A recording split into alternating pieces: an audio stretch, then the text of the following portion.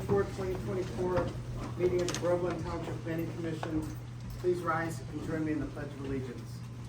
I pledge allegiance to the flag of the United States of America and to the republic for which it stands, one nation, under God, indivisible, with liberty and justice for all.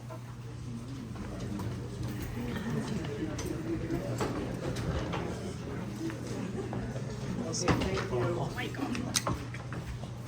If I could just, before we begin, if I could ask everyone to be mindful of your cell phones. If you have a cell phone, please move it to silent. Just be mindful of the fact that it could ring during the meeting. We would prefer to avoid that if possible. Danielle, roll call, please. Jeff Penzine, Here. Neil Lautman, Here. David Newbill, Here. Lynn Shake, Here, Bill. Jim Christopher, Here. Jenny McKay, Here. Angela Willis. Here. Thank you. Okay, first, I would invite my fellow commissioners who have seen today's agenda, unless there's any changes or modifications, I would entertain a motion to approve. I make a motion to approve today's agenda. I'll second it. All in favor? Aye. Any opposed? Okay, thank you. Today's agenda is approved. Next is review of the minutes from the last scheduled meeting that was held August 27th. The minutes were circulated as part of our packet for tonight's meeting. I guess I will start. I was unfortunately not present. I think the minutes should probably reflect that. I believe I was excused. But that's, Were you? I'm hoping. Yes, you were. Yes, you were. Other than that, fellow commissioners, any thoughts, comments, edits to the Yes. minutes? Danielle, you did a beautiful job in the public comments and trying to list all of them. You did an excellent job. Thank you. Thank you, thank you, thank you. You're welcome. I make a motion, no one else has anything to say, to approve the minutes from the August 27th, 24th meeting. I'll second that. All in favor of the motion? Say aye. Aye. Any opposed? Okay. Minutes are approved. Okay.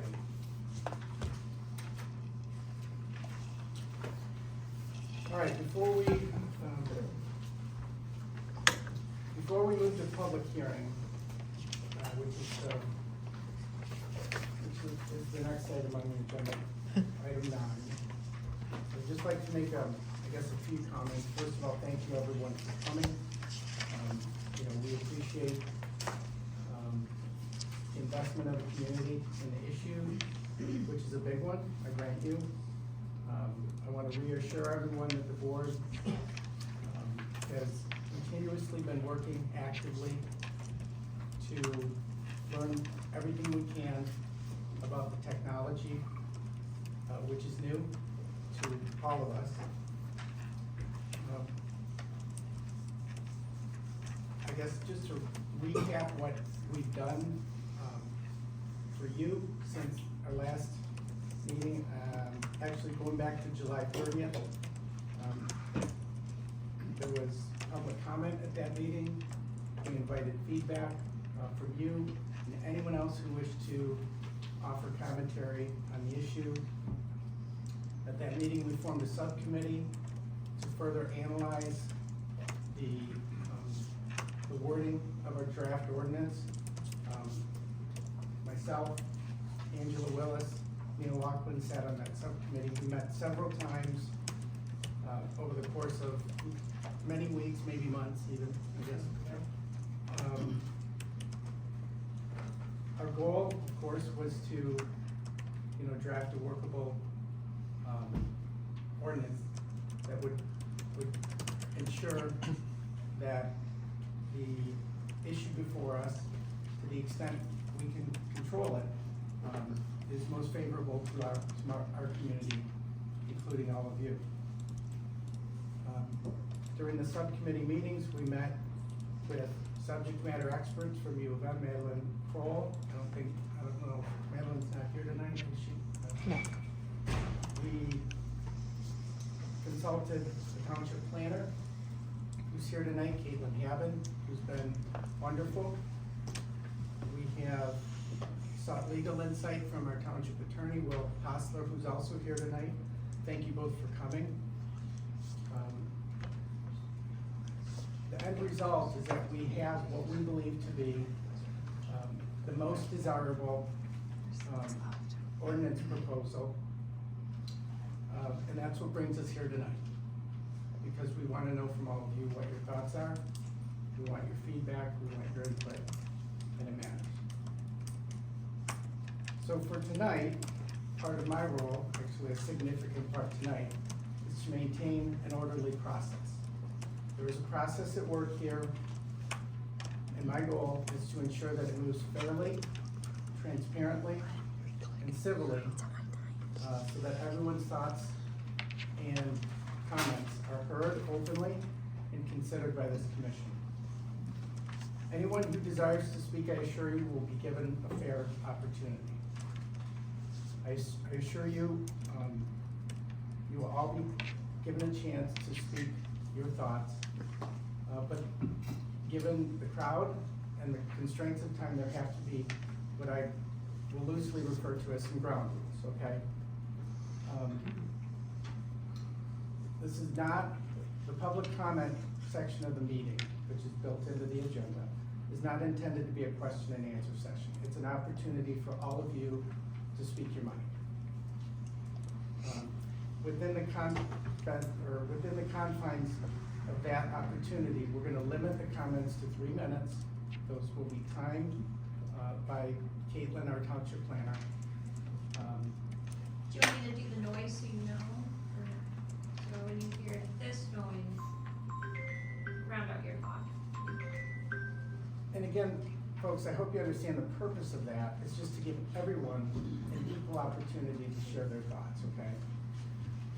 Please do not interrupt. Please be respectful.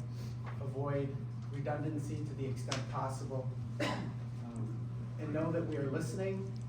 Know that we are mindful of your concerns and that we're doing our best on your behalf. If you have an opportunity that you wish to take advantage of, you want to speak, raise your hand. I will call on you. Once I call on you, I ask that you state your name so that we have a record of who you are and that you're here tonight. I think at this point, I'm going to offer an opportunity to Caitlin Haben to kind of give all of you generally an overview of the process, where it stands, and really to kind of focus our attention on what the purpose of the meeting is here tonight, okay? Caitlin, if you would. Sure. So, hi everyone, I'm Caitlin Haven. I'm with Waitrim. I'm your new planning consultant. With me is Arthur Mullen. I'm on my way out for maternity leave, so as much as I like to be a point person throughout the whole process, I will be on a bit of a hiatus. And so tonight we're talking about a text amendment to talk about the battery energy storage facilities. As you know, this has been a process the township's worked on for several different months. As you mentioned, going through a lot of different experts and going through different language or policy positives and negatives and finding what best works for our community. So many of you may be aware, but the Public Act 233 of 2023, that's what's really stirring this with a lot of other jurisdictions. You are not alone in trying to figure out what regulation makes sense. We are, with that Public Act, what it does is it creates a state option, so then the state can process local applications instead of the local level through the Public Service Commission. And so this text amendment is to provide a different option. You don't just go to the state with minimal local say. We're trying to have a local say and process it through our special land use as well as our site plan review process. And so we're trying to find that balance that meets our minimum necessary. We do not have an application to the township by any means yet. I know many of you may be aware of Vesper's application and things of that nature, but though they may be important stakeholders part of this discussion, have provided some information, our ultimate policy goal is to craft something that works for our township. It is the minimum information required, to then move forward to the next step. The applicant, if they do come forth, would then have to go through a special land use, they'd have to go through site plan review. Special land uses require public notice in the newspaper, and then anyone within 300 feet gets notice specifically sent to them, if you're owner or a tenant in that, dwelling unit nearby. And so, what we're trying to do is provide that text amendment. The planning commission is here tonight to provide a recommendation, and then ultimately be adopted by the township board. And then after that, we'll wait for an application if and when one comes. But right now, we do not have one on the books, in which we can do that scale. So I think that's kind of trying to make sure everyone's at the same level of where we're at. Okay, wonderful. Thank you, Caitlin. I guess at this point, if I may, I would move that we open the public hearing for tonight's agenda item number 9A. That is the Groveland Township Board of Commissioners recommended approval or denial of the workable incompatible ordinance for battery energy storage systems. Second.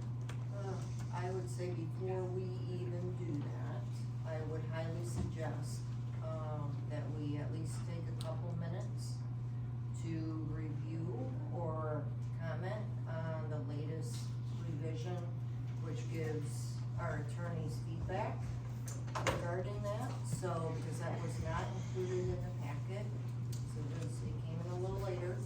So I would suggest we do that first prior to opening up to public hearing.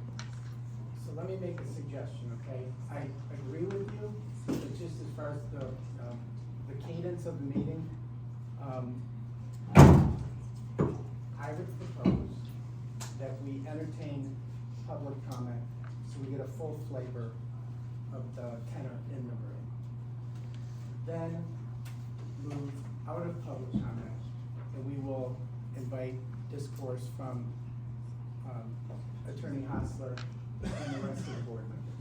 So I guess we're just talking about the Yeah, it's juxtaposition of the Yeah. order. So if you're okay with that, let's go to public comment, and then after we come out of the public hearing, we will refer over to Will, and the board can generally discuss. I'm fine, I'm not passionate one way or another, I just thought that maybe before we, cause I don't know how long public hearing is going to take, if it would make sense to review those comments first, that's all. Well, it's,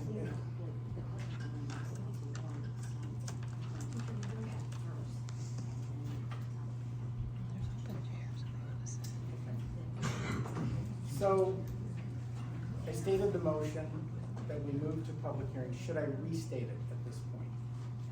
You have a first and a second, so then it was just a vote, correct? So you're still in discussion on the motion. Yes. Okay. So you would still wanna move forward in having a vote on that motion that's on the table, unless, you wanna withdraw. No, I would ask for a vote. At this point, those in favor of the motion as stated, please say aye. Aye. Any opposed? Okay, there being none, we're in public comment at this point.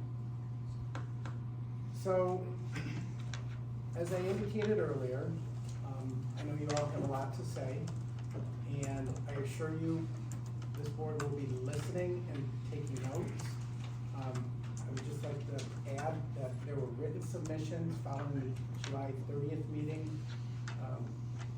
Many of them, resident comments, those are appreciated.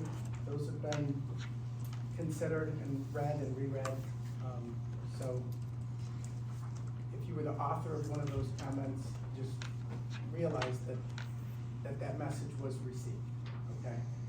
So at this point, is there anyone who would like to make a comment during the open hearing? Yes, ma'am, your name. Janice Roth. So Janice, the floor is yours. Okay. First of all, I know that we're all here tired. You are tired of going through this over and over. And I just want to say thank you to the commission, because one is elected, the rest of you have your full-time jobs, and you're taking time out of your personal life to do this, so I say thank you to you, and I think we all feel that way, whether everyone agrees with everything or not. The first I'm going to address in relation to the ordinance that you, and thank you, Danielle, for making that available. In the, which this was given at the July meeting, I believe, the copy of the Act 233 that we're involved with, that was attached to bill number 5120. And I just wanna point this out, it is full of requirements and it shall be done, da da da da da. And on this, in this one spot here, a summary of the community outreach and education efforts undertaken by the electric provider or independent power producer, including a description of public meetings and meetings with elected officials under 223. So all of our comments and our input needs to be available, and this would go to the state when they make their application for a certificate. The next thing I wanna say is that I am in favor of an ordinance if it is our last hope of protection, but it must be inclusive. That is my firm conviction. I have read extensively in Whitmer's proposals and things that she's gotten through and whatever, and there's all kind of reference to green, clean, safe energy.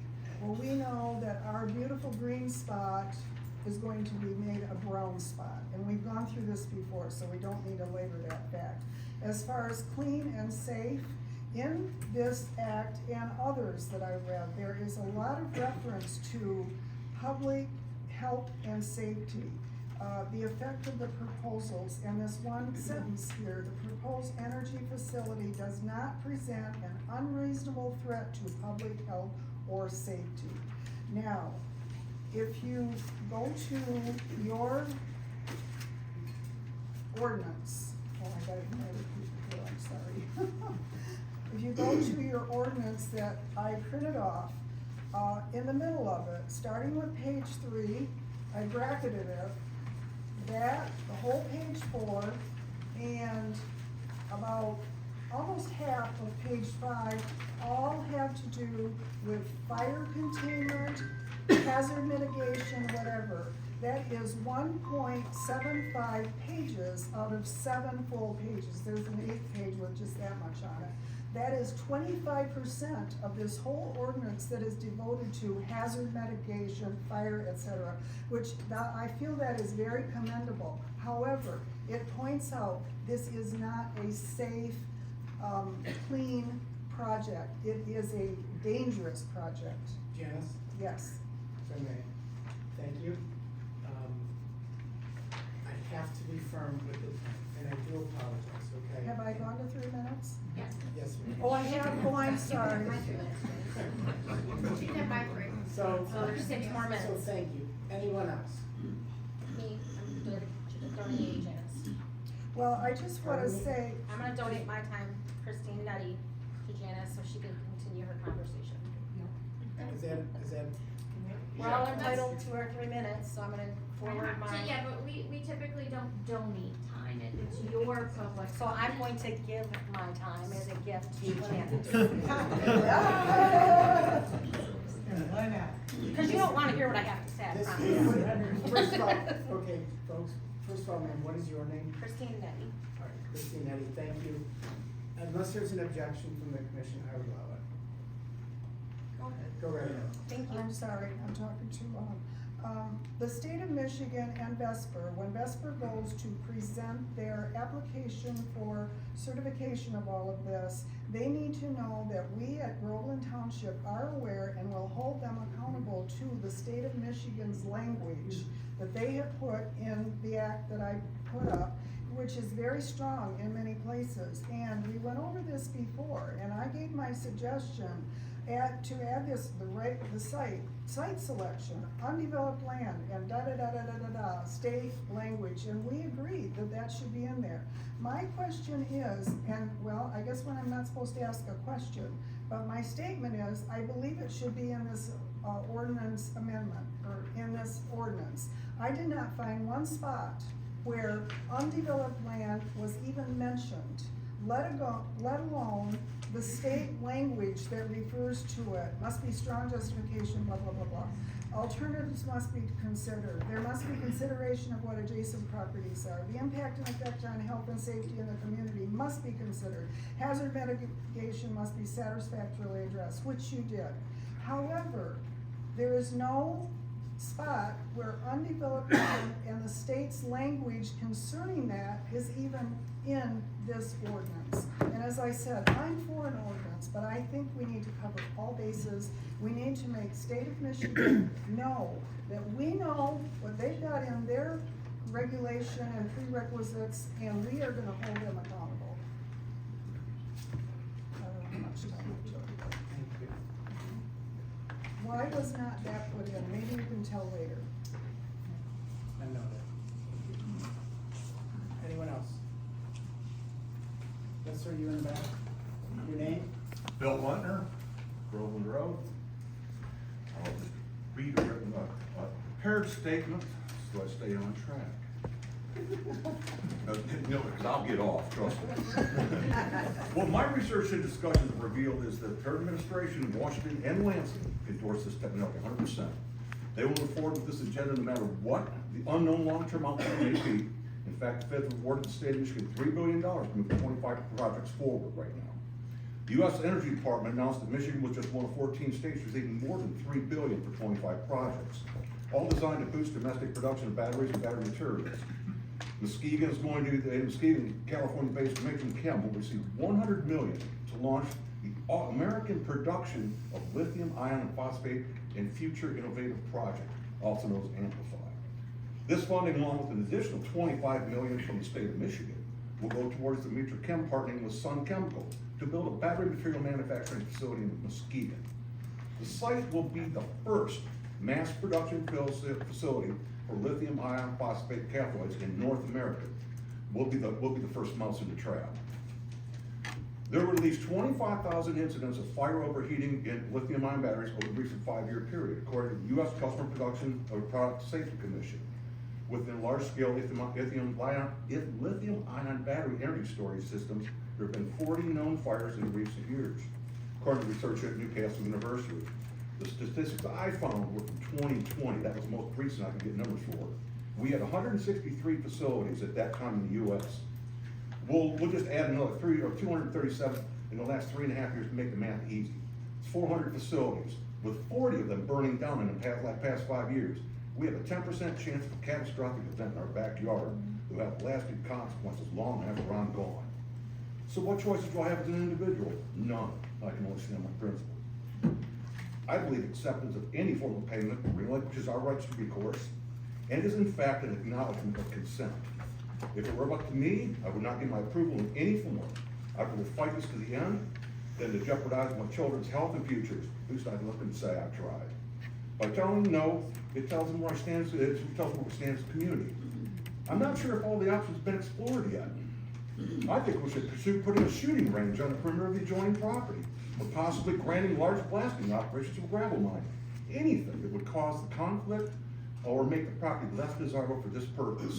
This would again make a stronger statement as how we feel about this location. If in fact this board decides to move forward and accept money from them, I think the money should be distributed to the people and the homes that share the boundary lines with the proposed site. They will undoubtedly sustain the largest immediate loss. They are our neighbors and deserve our support. Thank you.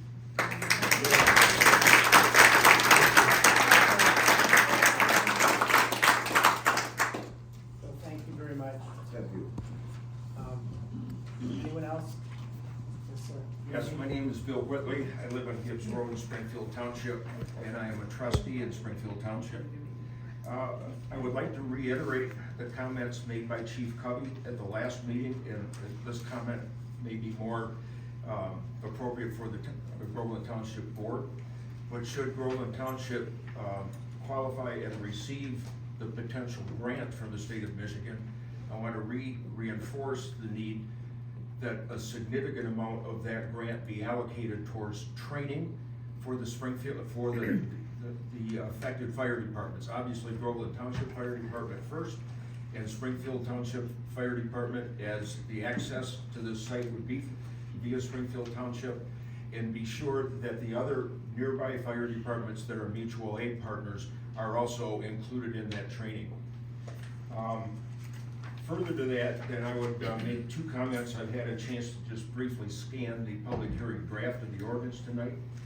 And the very first section references that this ordinance is not intended to not include standalone 12-volt car battery systems or electric motor vehicle systems. I would point out it is not unusual to have 24-volt starting systems on large industrial engines, and would suggest the Planning Commission may want to revisit the 12-volt requirement as stated in this draft ordinance.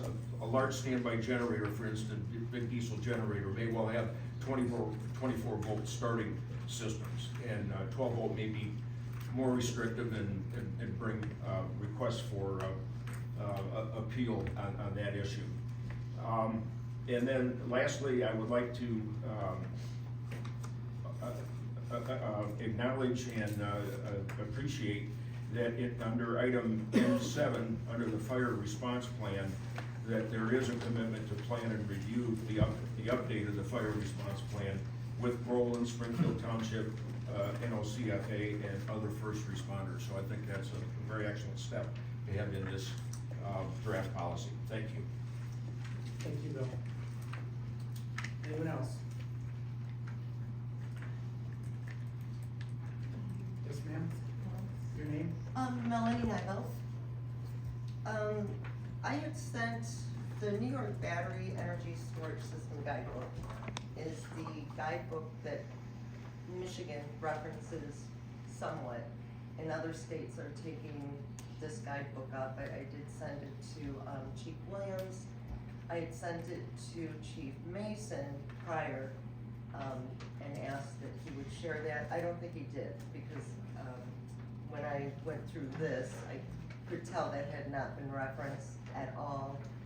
I would highly suggest that before you do anything with this, that you reference that. There are things in there that would, as far as decommissioning, compliance, community outreach, that are absolutely just, I don't know, they're not even acknowledged in here. And I really wish you guys would put Brandon Fire Department in there. That is very upsetting and frustrating to me that we are not being looked at.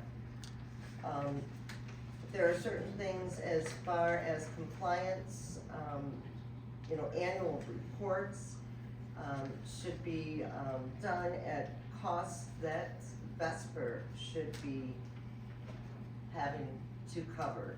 Decommissioning, have you even thought about like requiring a pre-construction, like water soil testing?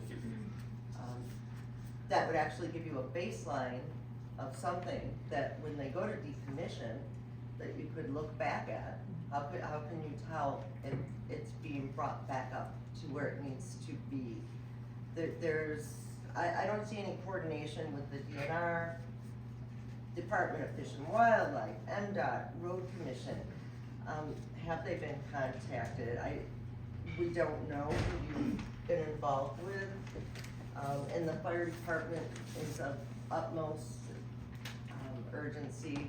They should be submitting a letter that goes to the state of their plans, of who they've contacted. That should be coming right from the fire department.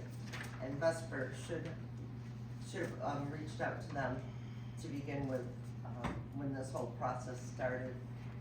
And just on a last note, on the process starting, I was led to believe, I found out about this in an article, I believe in March, like the rest of us did. First meeting was in April. We were led to believe that's kind of when this all got it rolling, but I have recently found out that it started in January, may have before, and it was pushed to quickly go through the system because of that grant money. And we were led to believe that nobody wanted this. That is not true. And I'm very disappointed reminders. in that as well. And I wish that you would have just been forthright.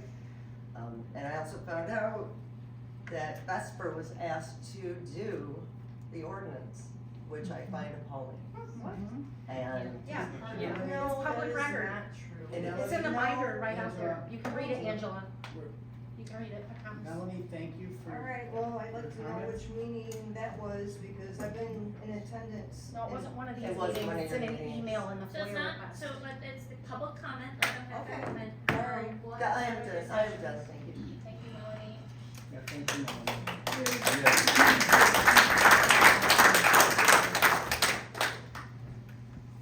Okay, anyone else would like to make a comment? Yes, ma'am, your name? Diane Smith.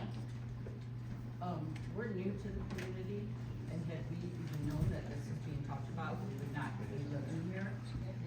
How does this just come? This big multi-billion-dollar energy company comes in and coordinates with the governor and screw everybody? What world are we living in? That's why everyone's so sick. Right, it's all about money. Why is this not being voted on? Why? By who? It's called the Inflation Reduction Act. The It people provided don't know $3 about billion. this. How It's her many time, people guys. live in the It's her community? time. Oh, don't How get many me people like live that, in rebels. this? That's why we came out here. We left the city to get away from this, to be healthier.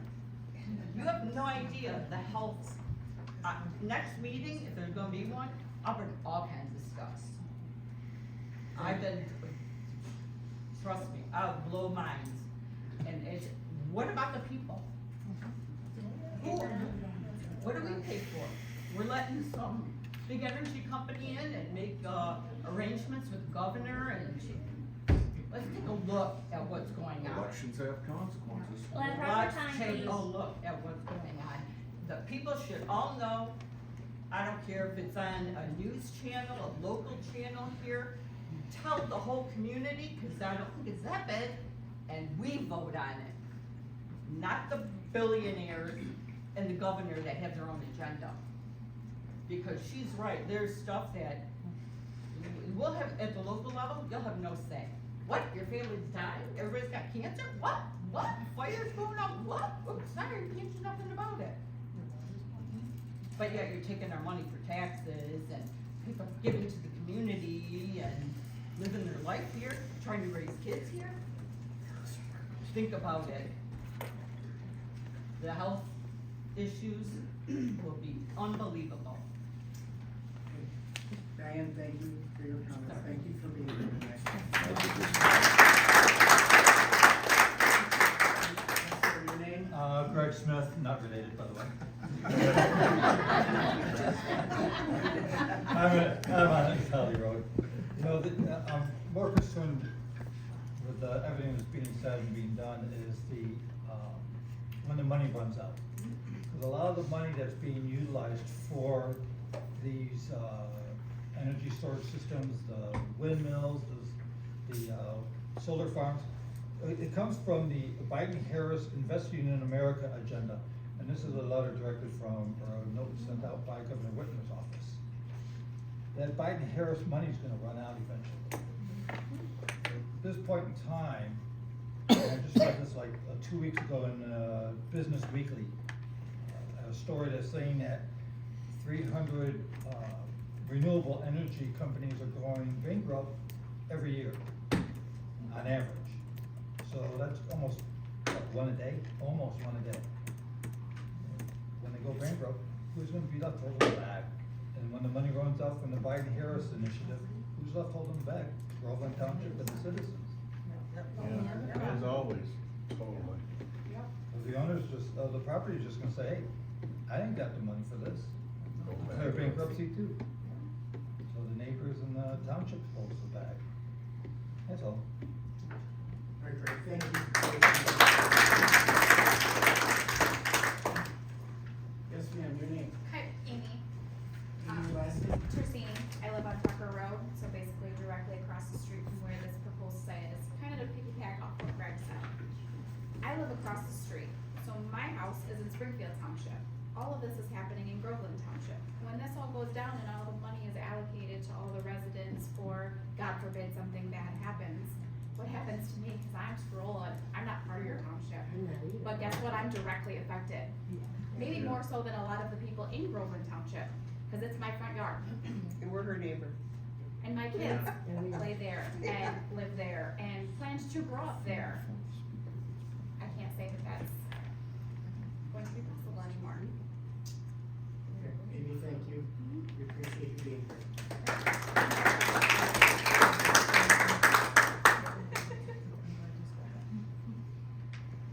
Okay, anyone else would like to say a comment? Yes, sir, your name? John Brooks. I'd like to know, can we limit the size of this, location, facility? Because, you know, what's to stop them from buying more acreage and just building a huge battery installation that our fire department and everyone around us couldn't take care of? So can we limit it?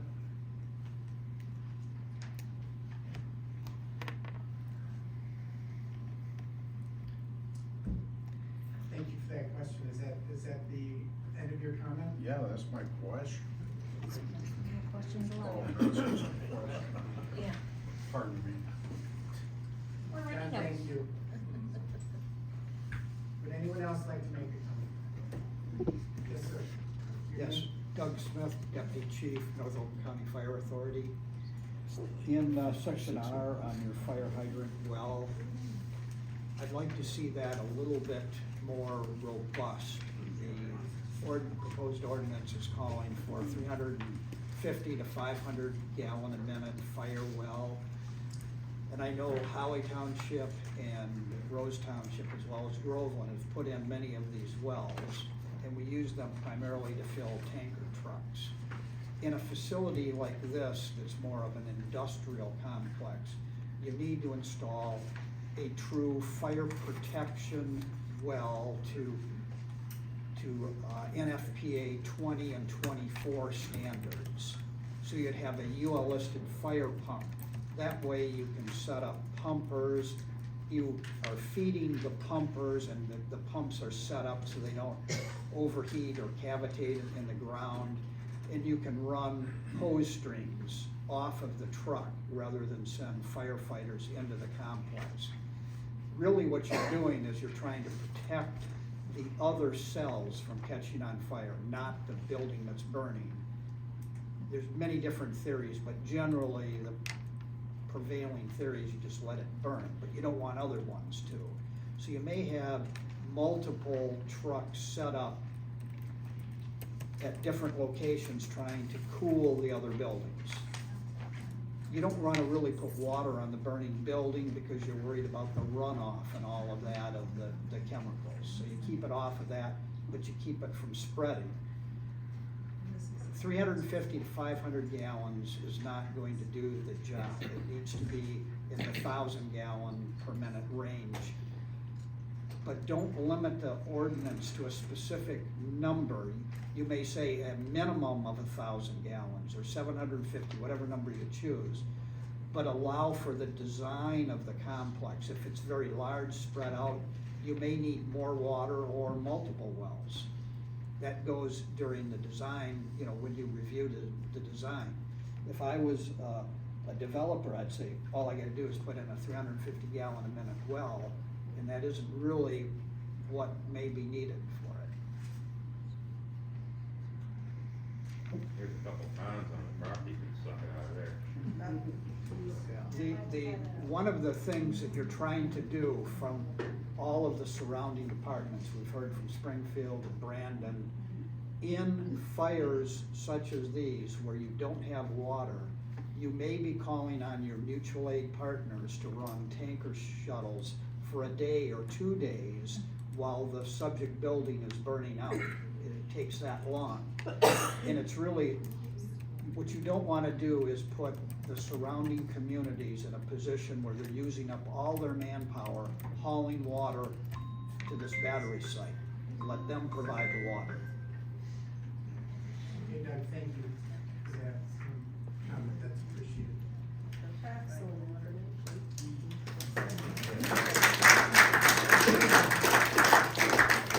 next person to be served, your name? Tom Phillips. I want to take a step further from what the gentleman said. I think it needs a water tower at their expense. My background's construction management and chemistry. I've done work at chemical plants. They use water for cooling because if fire happens, it's already too late. I read today that these BESS systems become dangerous above 77 degrees. If one has a fire, the heat to the others is immediate. The system has to be able to put itself out. The fire department can't get there fast enough.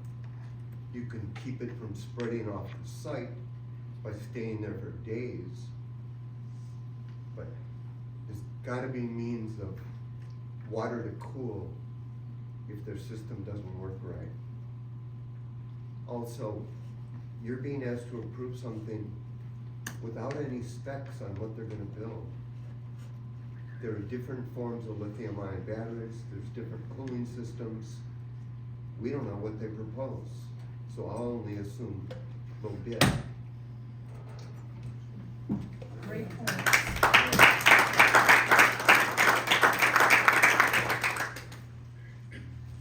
Would anyone else like to speak or make a comment at this time?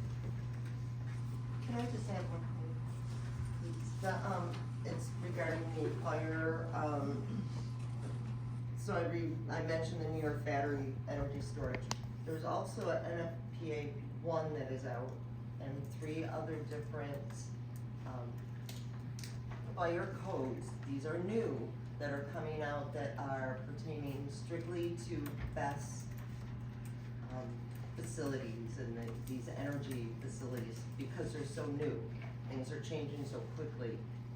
Those were a great reference. It actually, a couple of the things that were just mentioned, it covers those in great detail. And I would extremely urge you to all get a hold of those and read those. Okay, thank you, Melanie, once again. Ma'am? I'd like him to go before me, please. Go ahead. Okay, sir, your name? Yeah, Pat Blow, East Holly Road. And just a comment on the ordinance and the sound provision in there. I think it did well, and we covered it previously in here, and got it down to mainstream. It's 45 decibels at the property lines is the mainstream. At least the feedback we were getting in their initial design best report, that they should be able to achieve that. And of course, there's a lot of sound mitigation things they can add to achieve that. But I see we added since then, under the section F, and there's a one that the planning commission can change that to 55 decibels at the property line. Start at page 3 and at page 2. And so I just don't know why we added that. I think we should drive them to the 45 at the property line. And because it sounded like there's things that can be done to do that. And then if they can't achieve that, then, we'd have to do something or bring it back to the planning commission. But I don't know what that provision is that the planning commission, it automatically suggests that they can move to almost 55 decibels at the property line, 45 on your back porch. And that was just a new clause that was added in there. And don't understand why that's in there. I don't think that should be in there. It's well written in section F. And I leave it at that, and they need to meet that. And then if there's an issue that's beyond physics, right here, then they can come back to the planning commission. But it just looks like an easy decision to make the thing noisier on Dawn's back porch. Right. Yeah, thank you.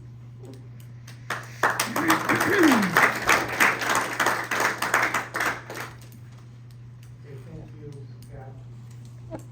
There was a lady, ma'am? I don't wanna repeat what somebody else might want to say, so I was trying to let others go before me. And your name, I'm Oh, sorry? I'm sorry, my name is Carrie Smith, there's a lot of us Smiths in the room, doesn't mean we're related. Alright, so I get by marriage, by choice. Alright, so I submitted this August 5th, and in my absence at the last meeting, this was read. But there's a lot of this that has not been honored by this planning commission. I would like this to be honored. The end, and I'll submit it to you in a moment, because I don't have time to reread it. I would like transparency. In addition, I'd like to share that back in August, and I wanna say briefly, I came to these meetings initially to find out what this was all about with a very open mind. My decision is made. This is the worst decision you guys will make, to establish a Y. I've never met you, never spoke with you, but you're right on the money.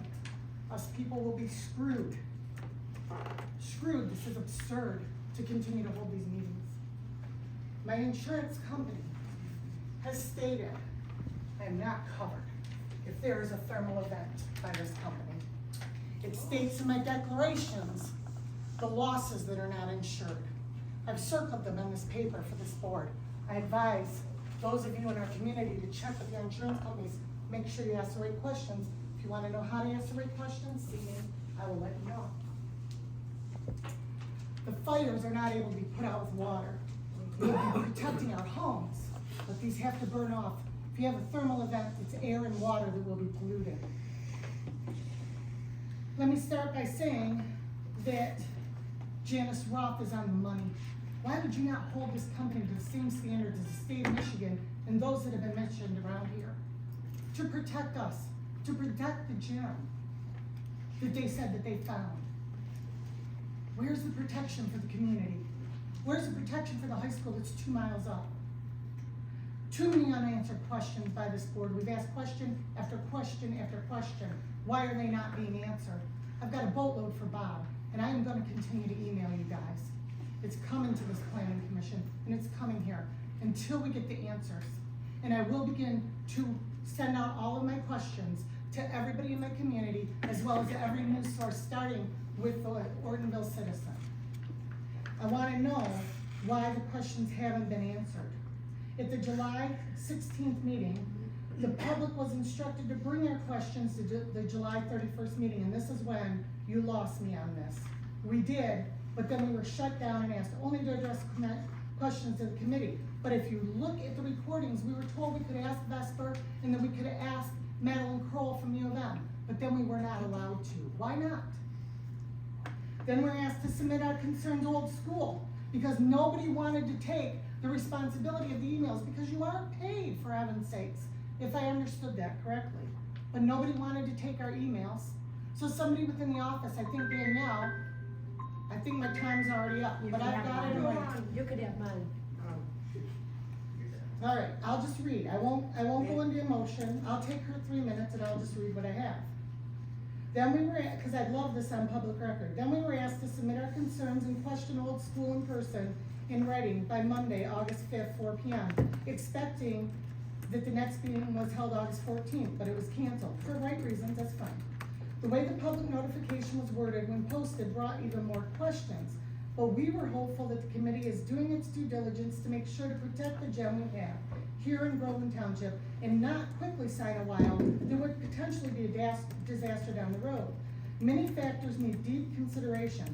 We cannot allow a company authority in our backyard with something that would be a first in our community. Not only does this affect Groveland residents, it affects the residents of Springfield Township, Holly Township, and families whose students attend Holly High School and the soon-to-be constructed Holly Middle School. Could you hold that, please? If there were to be a thermal event, the high school is only 2 miles from the proposed build site. The high school would definitely need to have an evacuation plan in place. Not sure if that's been considered or addressed. Lithium-ion batteries are not safe when they overheat. They can cause a thermal runaway.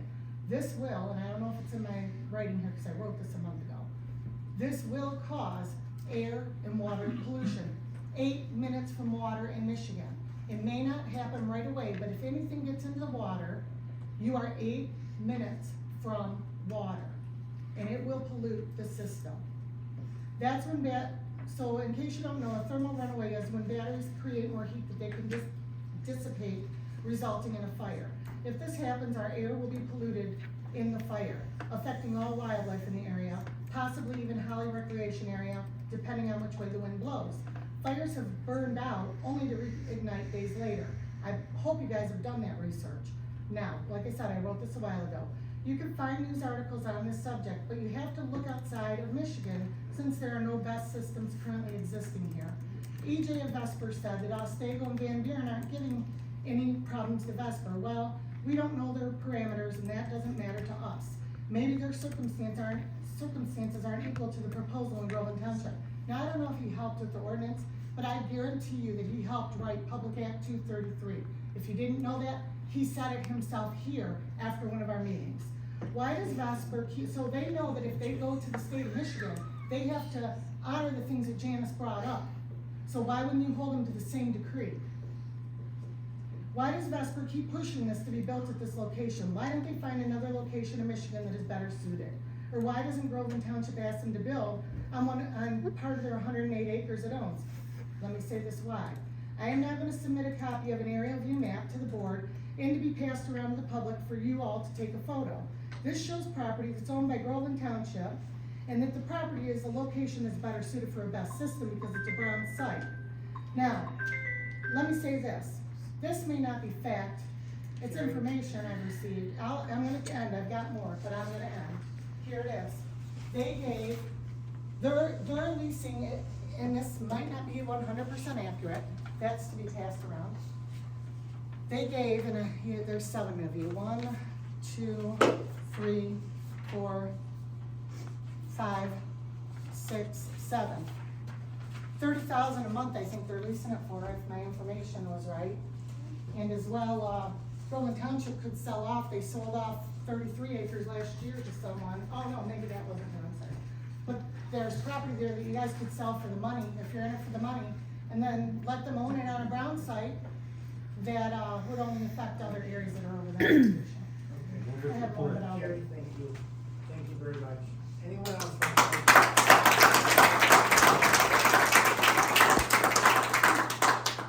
I've got a question, but it's, and I don't expect an answer, but with the 1,000 gallons per minute pump that they might use for a well system that you mentioned? Yes. Or up to or down about, how fast would, I don't know how long it takes to fill a pumper truck. I'm not a fireman, fire person. 7. Sir? So, just really quick, how much will that affect the aquifer underneath, that's all, fine. The rest of our wells. Okay, that's a question between the two of you. I understand, but it's also. Would anyone, thank you again, Greg.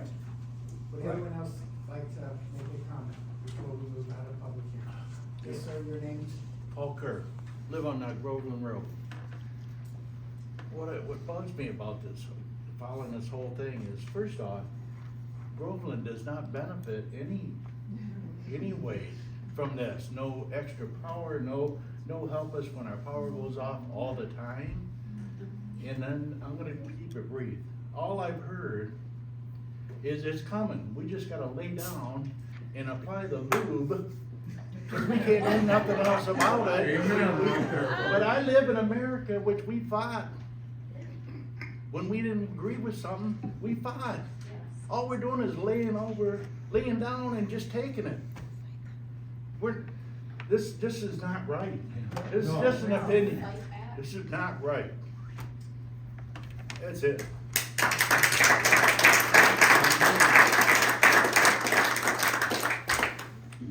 Thank you, Paul. I have a question. Yes, ma'am, your name? Linda Stelpo, I live in Woodlands of Groveland. And Linda, before you ask your question, can I just remind you, it's commentary, we're not gonna answer the question. It's your turn to, or your time, your opportunity to speak your mind on that question. I mean, if you wanna ask a rhetorical question, Yeah, that may it's be gonna be addressed during rhetorical. the I board understand, you're discussion. not gonna answer my question, I got the point. Here's my thing, all of you are on the commission.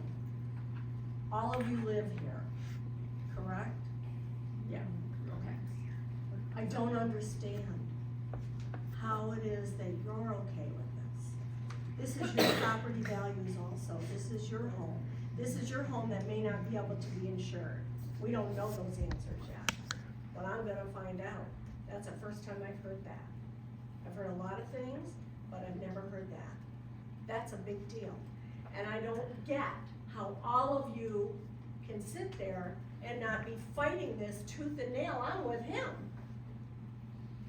None of you should be laying down and taking this. We should all be fighting, including you. This is your properties also. And that's the one thing I do not understand.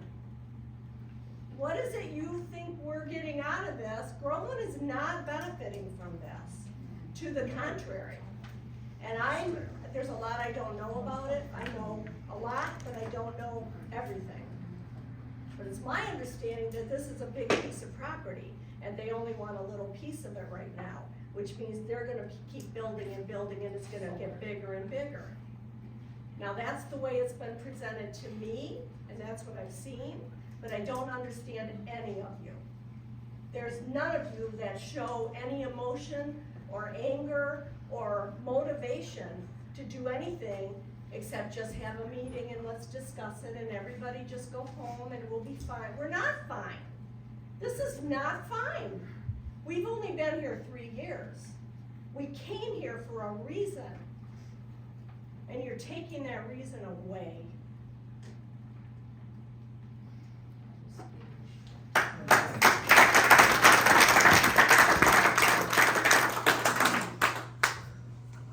Any other comments from any of you in the room?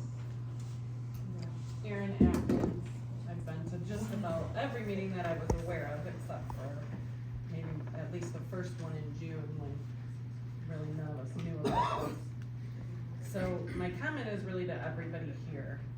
There are some amazing people in this room that are fighting so hard against this. And our planning commission is doing the best they can. They're not trained in any of this. None of us are. None of us really know that.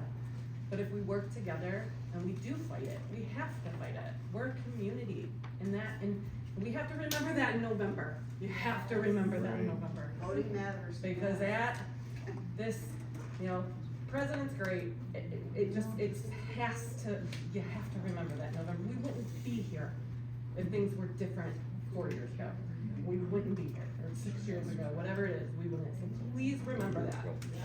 And to everybody here, some of the new people, we've been dealing with this for a while. We've been to multiple meetings. It's almost like, I don't even feel like coming tonight, but we have to.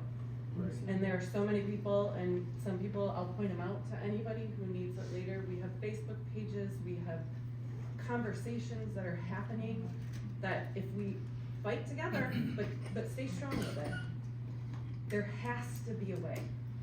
There's so much more we're finding out. We all know the truth will set you free, and if you know the original person who said that, there's power in that. For truth. So with that, feel free to talk to me. I'm also a realtor. Anybody? Just saying.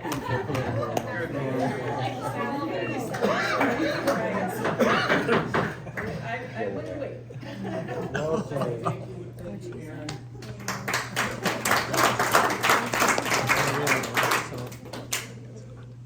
Is there another person who would like to speak while we do have the opportunity here tonight?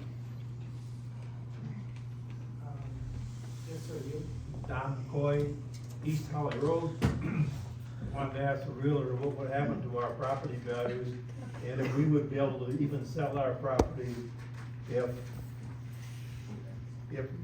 you don't have insurance, who's gonna buy it? And if they did buy it, would the deal go through when they take out a mortgage and the lender found out you couldn't get insurance? The deal would be dead. Yeah, I would say so. I think we all need to get appraisal on our property now. And have Vesper be responsible for our property if and when we wanna sell it. Make up the difference.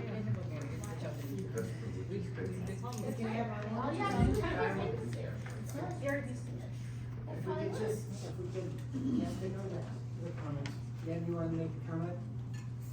Me? Yeah. You want to make a comment? I don't know. Let them have it. Okay, Well, I thought I Yes. saw your hand. yes, Okay. I would like to make a Your comment. name? My name is Rebecca Coates. I'm on Pine Ridge Drive. So, I look at all of this and I say, what is the Lord doing? What is the Lord doing here? Because they are looking for a baseline to say, we did it here in Groveland Township, we can take this to anywhere, right? And we're gonna stand here and let that happen to somebody else? I'm very angry. And I don't know what else to do, so I'm just gonna pray. I don't know if that's allowed, so I'm gonna pray. Lord,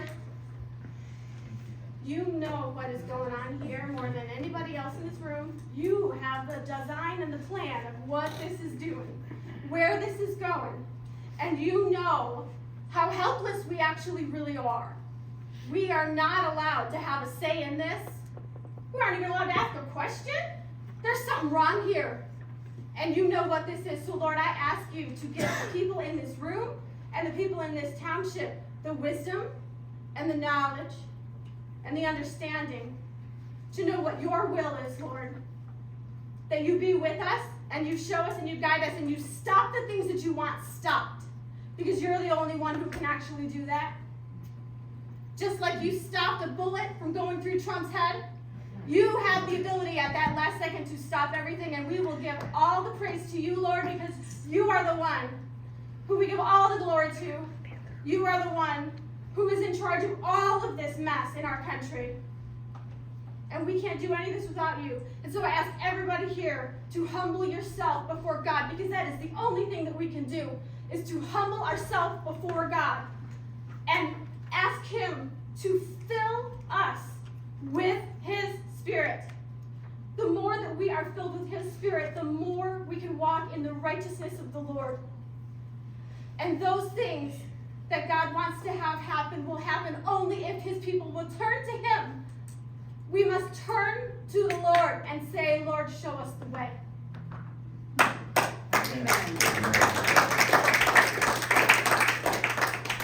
Rebecca, thank you. Would anyone else like to make a comment during the public hearing? I do. Yes, ma'am, your name? Rodica Phillips. I understand that there will be needed a lot of water to take care of surroundings of this battery package if the fire occurs. All this water, it's written that it will be contained on the site. With my non-scientific mind, I don't know where this water will go but down and infect our underground. And all of us here have wells. You say, this amendment refers to this as the water will be contained on site. With the quantity of water that seems to be needed, I doubt it can be contained. That's it. Thank you. Thank you very much. You figured it out. Okay, Okay, so- would anybody else like to make a comment while you have the opportunity here tonight? Will you address ownership change too in the future? That none of that was in there, so when they go bankrupt, how will that work out?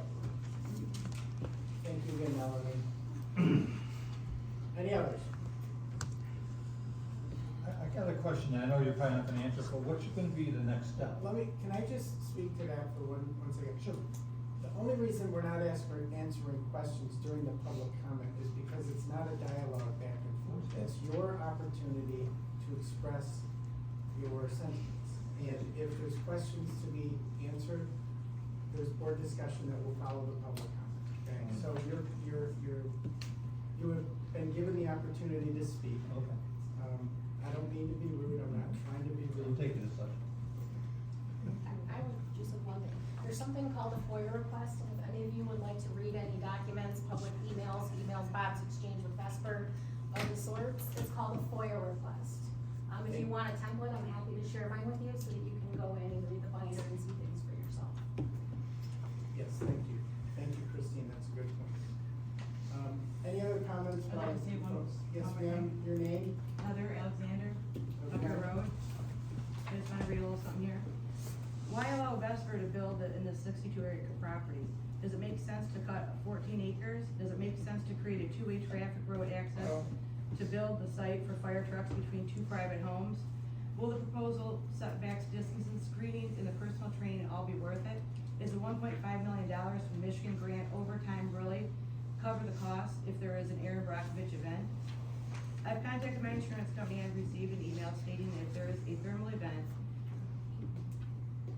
we'll all be evacuated. We would not be covered. At first, they thought it would be covered, but when I explained exactly what the outline would be, 1 mile from our home and the potential thermal fire that it could take place. If Groveland Township votes to accept Vesper's proposal site to build a BESS, then put the $1.5 million into a bond that earns interest for the residents of Groveland and Springfield Townships within a 5-mile radius to receive equal payments in case of the catastrophic event.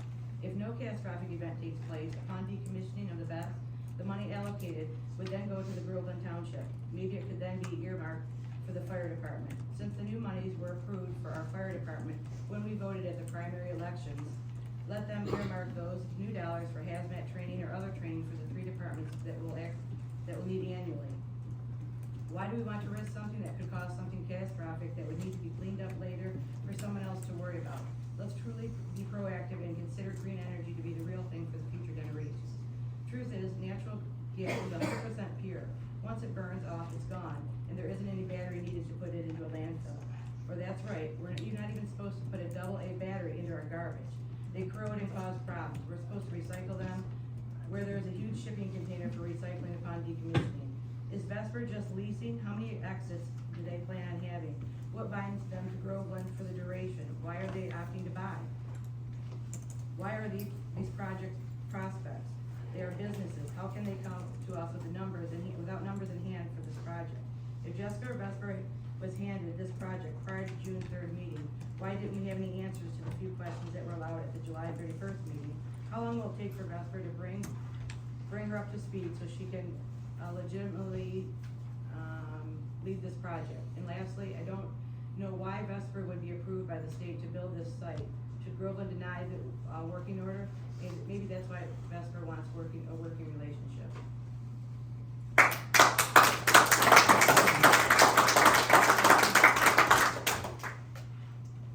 Okay, thank you, Heather, that's appreciated. Anyone else? Yes, sir. I got a question, because I see EJ over there from Vesper, and I haven't heard him say anything. I wonder what his thoughts are about this meeting. So I would defer to, I don't know if that's a comment, but I would defer to The Caitlin. comments have to go to the planning commission. It's not appropriate to call out individual members of our group. And again, Caitlin's the planner, she's got the experience that we rely upon. He's got his hand up. Yes, sir, your name? My name is EJ Fike. I'm with Vesper Energy, the Community Affairs Manager. If anybody would like to talk to me, I told every single one of you that I'd be more than willing to meet with you. Gave everybody my business card. Nobody called me. Nobody emailed me. So, you know. It's time, it's his And who are you? EJ Fike with Vesper Energy. It's his time, sir. Yeah. It's his time. So, if anybody would like to talk with me, I'm here now. I'll be here at the next meetings. We're a year or 2 out from anything ever going into the ground. You know, there's a lot of discussions to have that I want to have with you. Nobody's hiding. Nobody wants to be, you know, shady or anything. So, once again, I'll stand at the door and hand my card out at the end of the night, and whoever wants to talk to me, they can give me a call, and I'll come to you. You don't have to come to me. Cool.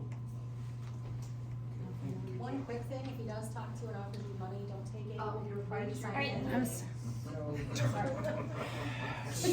That's just not true, just so you know. Well, because other people have done it. Alright. She doesn't work for Vesper, just so you know. At the beginning of the meeting, I asked her one Sorry. civil and courteous, I'll reiterate that, okay? I just wanna say we get taken advantage of, because a lot of people have taken money and then they have to sign an NDA, so they can't talk anymore once they take their All money. right, so thank you again. Anyone else that would like to make a comment before we close the public hearing? Does anybody have their 3 minutes they wanna donate to me, cause I want to talk. Give her a mic. I'll take it. I don't wanna take all 3 minutes, I just have a question. If we decide we're gonna put our house up for sale because of what's going in, and we don't disclose that a bus is coming into our area, just like people don't disclose if there's rodents or any infestations in a house, am I gonna get sued by whoever buys my house because I sold it to them? Just refer to the attorney in the room. Yes, So have the applicant.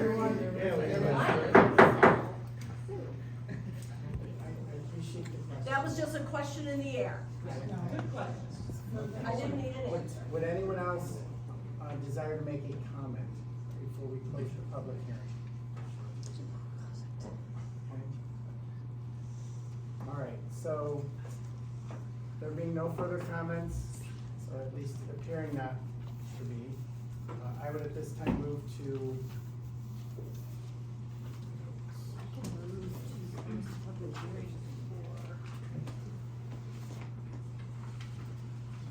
PH 24-0009.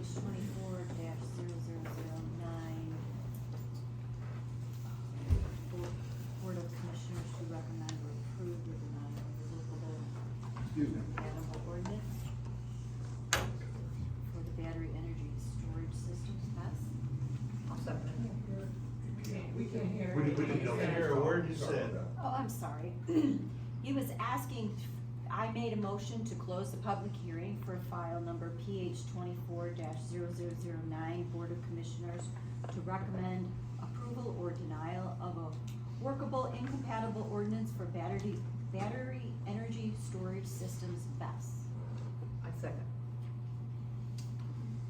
Okay, all those in favor of the motion, say aye. Aye. Any opposed? Okay, the public hearing, portion of the meeting is now ended. We'll move to closed session with board discussion. Okay, everyone, once again, thank you. I think the most productive way to go about it at this point would be to,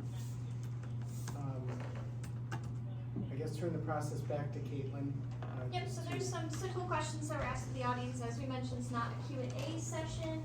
However, diligently taking notes, and we'll try to answer some of those comments. There's some of these that are procedural, that we can kind of walk through and see if we can explain it in a different way. So again, answering the public's concern, and then we can see, then if we wanna go into additional round of comments that were suggested, and then see if you wanna deliberate towards a decision or action item tonight.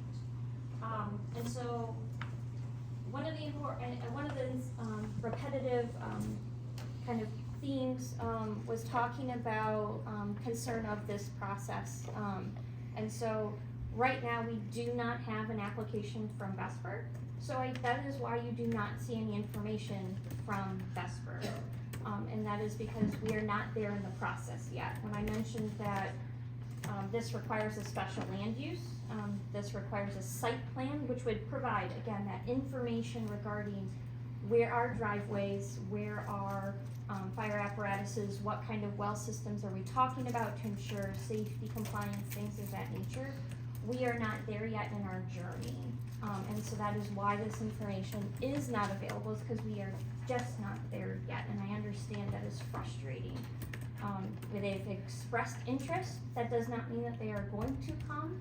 They are well aware of the community sentiment. The other component of this, as was mentioned, is that the Public Safety Commission with that PA 233 has a state process. They have the option to just go to the state. And so what we're trying to do by adopting this text amendment is to provide more restrictions than what the state's minimums would be. If you look through the PA 233, their setbacks are more minimal. I know there are some different values and things in there that are talked about at the state level regarding siting. It's just difficult to apply that to the local level when that happens. And so that is again, you can have your own opinion or your own perspective, but that is how some communities are choosing to fight locally, is to ensure that there is a local ordinance that has more stipulations, encourages partnership, because we are not in this alone. As mentioned in our ordinance, there's a lot of different agencies that we mention. This text amendment that's being talked about is being incorporated into our entire zoning ordinance. It's another rule book that's 100-something pages. And so we have the discretion to ask for additional information to ensure that we're making a good decision for protecting the public safety and welfare. That's our values, our standards for approval of a special land use, of a site plan. And we can have a tactical discussion on, once we're actually there, what is the battery makeup? That's one of our informational requirements, because there are various types of lithium batteries. They have various degrees of safety. And so we're just not there yet in some of our components, but we are trying to ensure that we have the minimum information necessary, so if and when an applicant were to come forward, we have a starting point, and the planning commission, as part of their due diligence, can require additional information to make a good decision. Or again, say that this is still not sufficient and it's subject for denial. This is not, when it goes to the township board, this is not regarding this site, and they're aware of an interest, but that doesn't mean it's coming necessarily. But we want to be ready for something if it were to come. Otherwise, the state comes in, we have a one public local meeting, I believe is what PA 233 indicates. They're required as part of our public comments to do minutes, and that captures our community sentiment. That would of course be forwarded to that state as they try to go through that certification process. So I'm trying to speak to a few of those different concerns that were mentioned in general during public comment. You're 3 minutes up. You're going over redundant things. Which side are you on? So I'm a planning consultant. I'm not part It of don't the sound public. like it to me.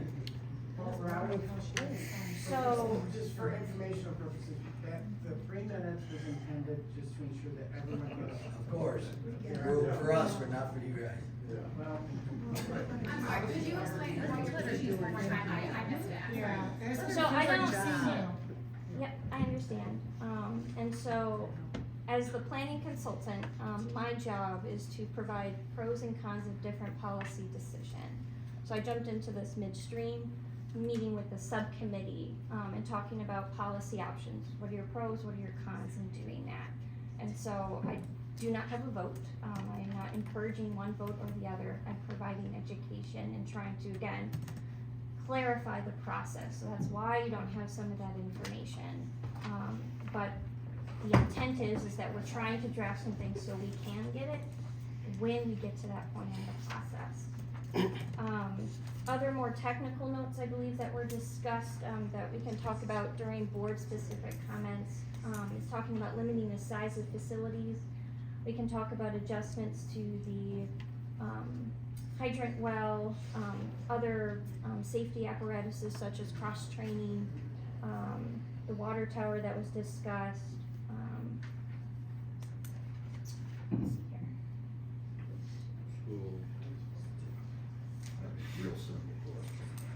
There are some other components specifically talking to off-site impacts and what level of impact we would be evaluating. We can go through those individually based on the language that we have, but again, we don't have a specific site. And so what we're trying to do is say, when and if that application were to come forward, now we can have a conversation and say, all right, applicant, you are to provide us what is an emergency response plan. And then we get that emergency response plan. We evaluate it. We have our cross-disciplinary evaluators from different fire departments that provide input. Go back to the applicant. Was what they provided sufficient? That is part of our special land use evaluation process, and that's why there's not always the exact numbers, because with a special land use, we're able to put conditions, or we're able to talk about this level isn't sufficient for the level of concern that's being conveyed. So what isn't, we're having issue statements, and their job as the applicant is to provide solutions. or mitigation. And so that's something that, again, we can have at the special land use process, to ensure that, again, we're upholding our standards for the community. Okay, thank you, Kate. I think now, just because it was mentioned earlier, Angela had referenced the fact that there was a review by Will, of the draft ordinance. There were some suggestions made, suggested edits. Yeah. Will, if you could just generally explain. Mr. Chair, thank you. Again, I'm Will Hostler, the Township Attorney, and before I talk about some of the comments on the proposed ordinance, let me back up a little bit and explain, in my opinion, why we're here. Everyone had really good questions, by the way. We're here only to consider an ordinance that is at the very beginning of a process that may never happen. And it's an ordinance that is an option available to your community because it's being imposed on you by state law.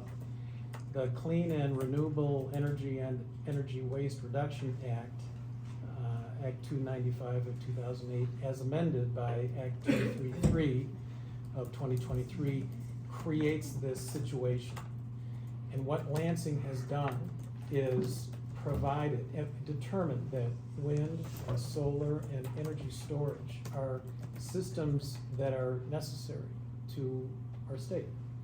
And our legislatures, people that we voted into Lansing, have passed a law that outlines the process by which companies like Vesper can come into our state and identify locations which, in their opinion, marries up to what they think would make them money, in a location where it's suitable to, in this case, with a battery energy storage system, not wind, not solar, a storage facility that's nearby an electric distribution center that can generate money for Vesper and do so lawfully within the context of this, and I'll call it Act 233. And so this creates, whether we like it or not, this creates a template by which companies like Vesper can come in and pursue their lawful rights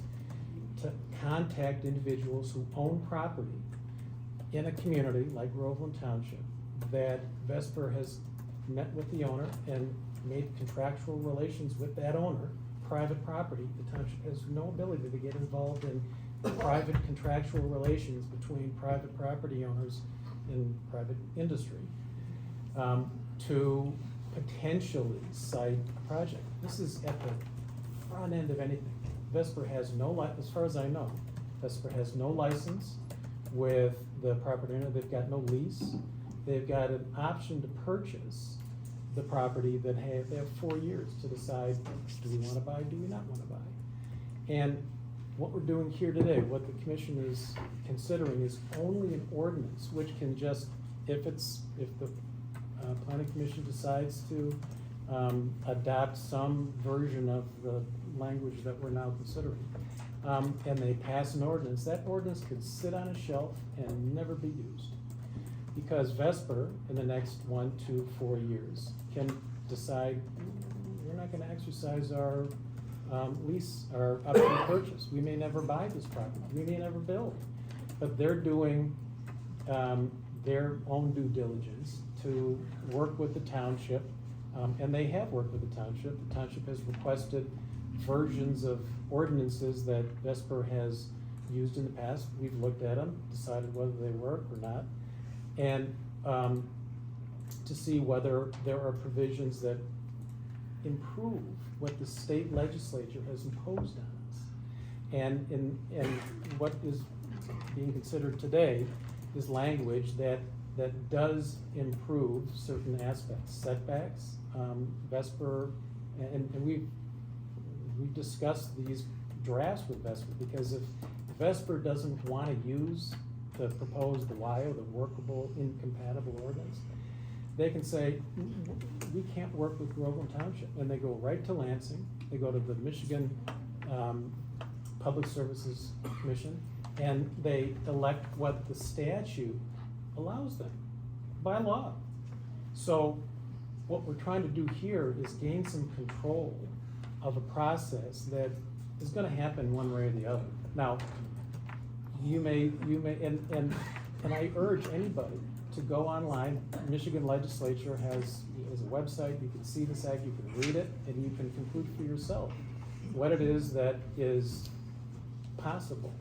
So, I know I'm a little long-winded here, but what the commission is here to consider is the proposed ordinance that will enhance what the state has already imposed on us in terms of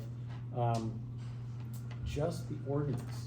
And as the planning consultant said, this has nothing to do with the actual construction of anything. That, if it comes, it may never come, but if it comes, that would be first a certification that has to go through Lansing. For Vesper to get a certificate of operation, they've got to go through, and I submit that this is all online and you can read this. Very, very detailed requirements for health, safety, welfare, that Vesper has to go and get certified by the state before even coming to the township to get approved by what the township might require through site planning. Setbacks, screening, noise, light. Absolutely, there's issues with thermal events. There's no question about that. And that's something that is concerning to everybody. But that's part of the process of understanding what are the best opportunities for containing water, because right now that is the only opportunity that I'm aware of to retain the expansion of a fire if one of these canisters or containers catches fire.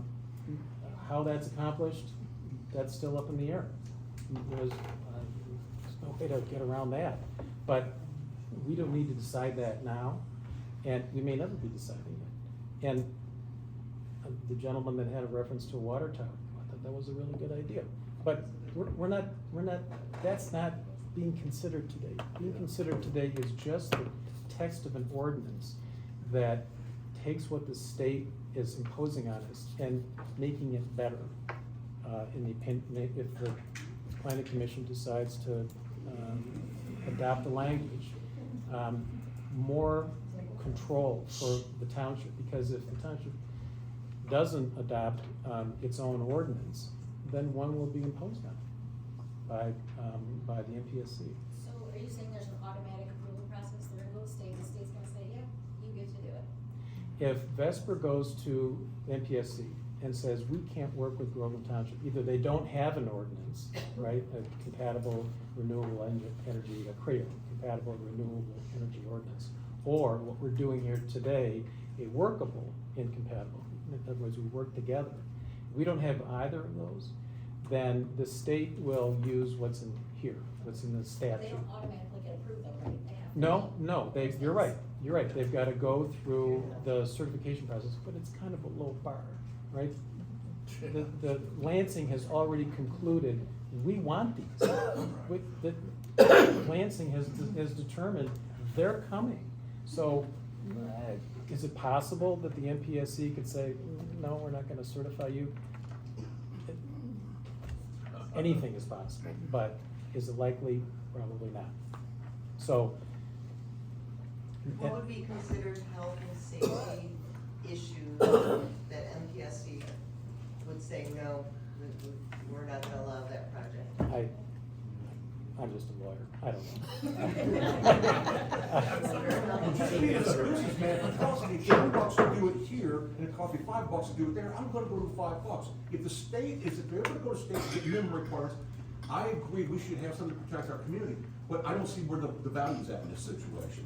I don't see where this workable solution is a workable solution in any manner, shape, or form, because we're selling out at the end of the day.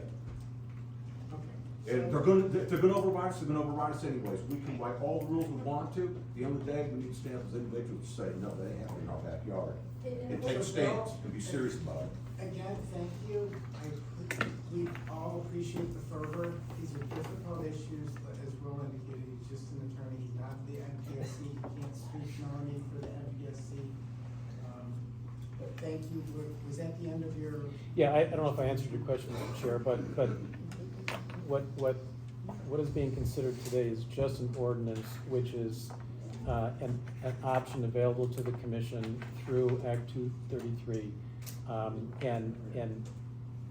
And so what is part of the agenda is the draft, which part of what you can do is consider some of the comments and with the proposed text, that can get supplemented at a later time. And thank you for reminding me. That is what I was hoping you could kind of summarize, because you did have some thoughts upon your review of the draft ordinance, and I had the benefit of looking those over.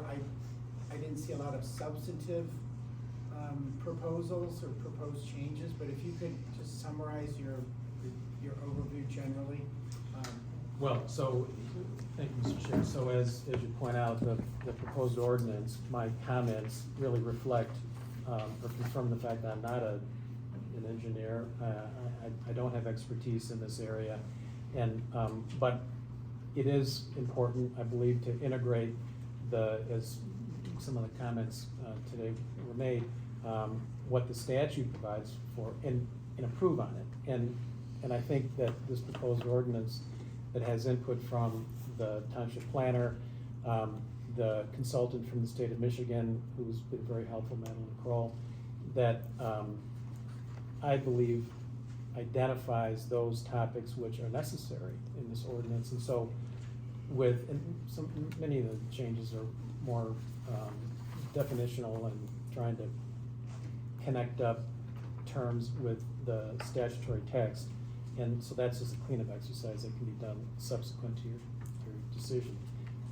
But substantively, I think one of the comments this evening mentioned integrating the maybe an update to the fire, what was that? The code. Yeah, so. 2024. Yeah. Certain fire regulatory thresholds that we can integrate, and the statute, it can be, while it's already referenced, we can do a better job in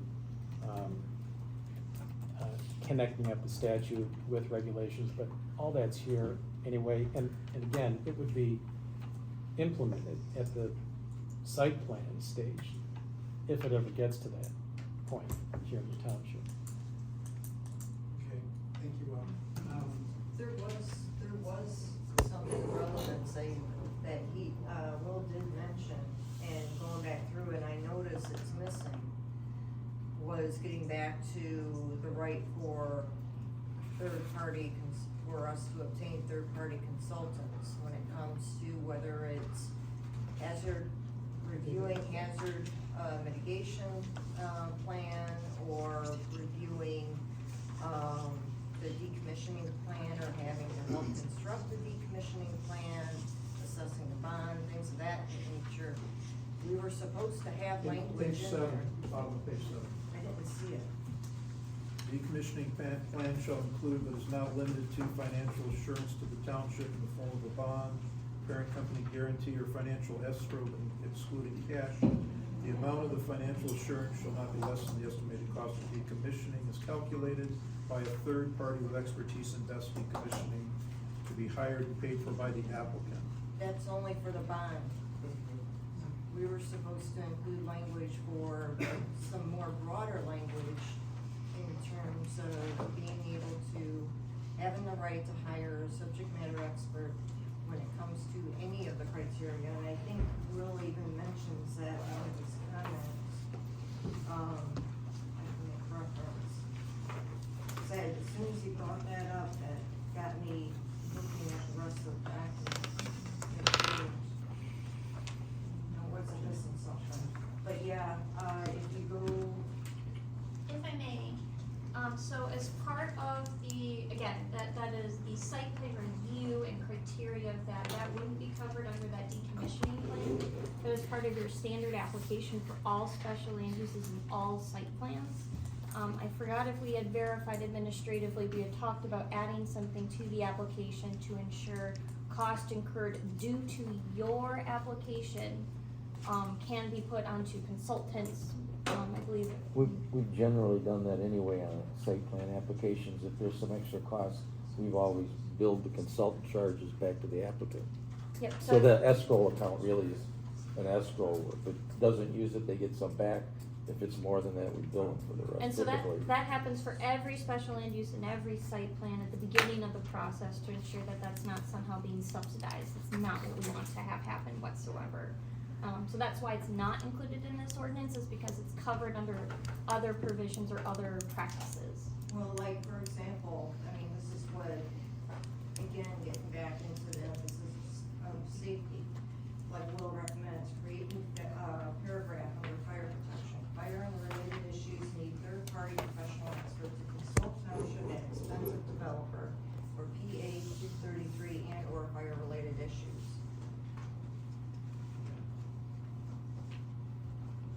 So that language is in there. No, it's not.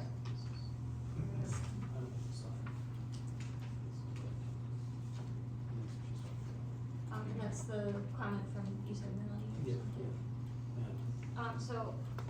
Again, so our general practice is that we always ensure that every special land use, every site plan, that we have the right to defer it to a third party as a consultant to evaluate the integrity of those plans. So I don't see any issue in adding it there, but that is something that we already have in place to ensure that, again, we're not subsidizing any applications that come into the township. And Caitlin, just so I'm clear, that's part of the ordinance as it exists, not the draft ordinance, correct? Correct.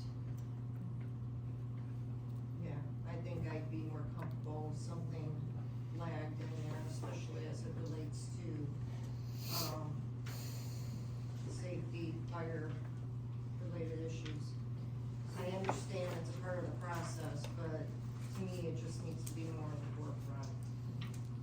So, I'm gonna ask a question to the planner. Caitlin, with regard to any deviations from the draft ordinance that was provided to the public for tonight's hearing, if there are any modifications to those need to be openly discussed here tonight and addressed and incorporated into the recommendation, if that's the found, correct? Correct. I think the only thing that you would wanna sometimes skim over is you indicate, like, if there's like a clerical error or like a numbering error as discussed. So the element that Angela was describing, that would have to be an additional item, if that were to be incorporated into the WIO? So what we would do is we'd have a quick discussion on where we think that language could be plugged in, generally speaking, what that language would be, and then the general consensus of this group. Does everyone agree with that general consensus? And we can do changes in that manner, and then ultimately, if you feel comfortable, you can choose then to deliberate to a recommendation, or if you don't feel comfortable doing that, then you just would say you'd like to see another version.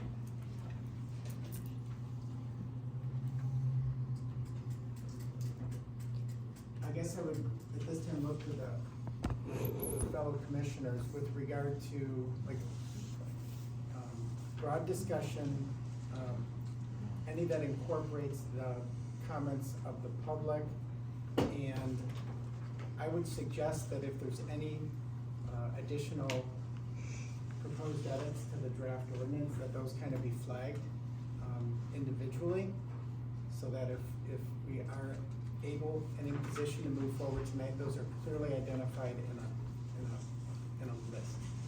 Does that make sense? Do you wanna start then on page one, just quickly going through a few different things, and then just do page by page, and then we can incorporate public comments that were mentioned to specific provisions? just to keep it topic by topic. I don't know, I kind of made notes as folks were talking, and it'd be difficult for me to line it up section by section. I would feel more comfortable going through comments and then matching it to the section. I don't know what I kind of would, everyone else I kind of thinks. agree with Angela, just because it's more free-flowing. Sure. And I think it would pair better with the comments that were made and that I was noting, as significant, at least for discussion purposes. So, Angela, did you have? Yeah, I if you can wanna, rattle off. if you wanna continue with the discussion, I would invite you at this time. Okay, so I mean, and again, we've met a few times, so, and my memory may fail me. So remind me again, because we did have, a statement in around the lines of vetting out the location in terms of the study, when it comes to, developing on undeveloped property. We had that in there. Please, somebody remind me why that was removed. The verbiage was that the proposed site of the energy facility is undeveloped land, a description of a feasible alternative location, including but not limited to vacant industrial property and brownfields, and explanation of why they were not chosen. That's what we had in the ordinance. Right. And then, there was some, you and I had some emails going back and forth on that. It was, your comments were, would that justify an approval or denial based on the site selection? Would that diminish the farmland standard as it's a legal gray area? So the concern is that is, one of those components that is part of the state and is part of their requirements for justification for approval or denial. The concern was, that when you bring that down to the local level, there's been several different things that not only for the energy storage facility conversation, but with solar and wind energy discussion is what is an unreasonably diminishing. And so using that general terminology, you have to be very careful. So some of the different components regarding that is the PA 116, so tax credits associated with diminished farmland. You can build wind and solar facilities on those. Several years ago, they chose to add solar as one of those things, even though you can't farm sunlight. They said that that would be permissible. And so the concern is associated with the vagueness at the state level, that again, they have a little bit more protection than we do. Is there other better rationales that we can use for justification for denial? I think the answer is yes, regarding public safety, welfare. What's at this specific site?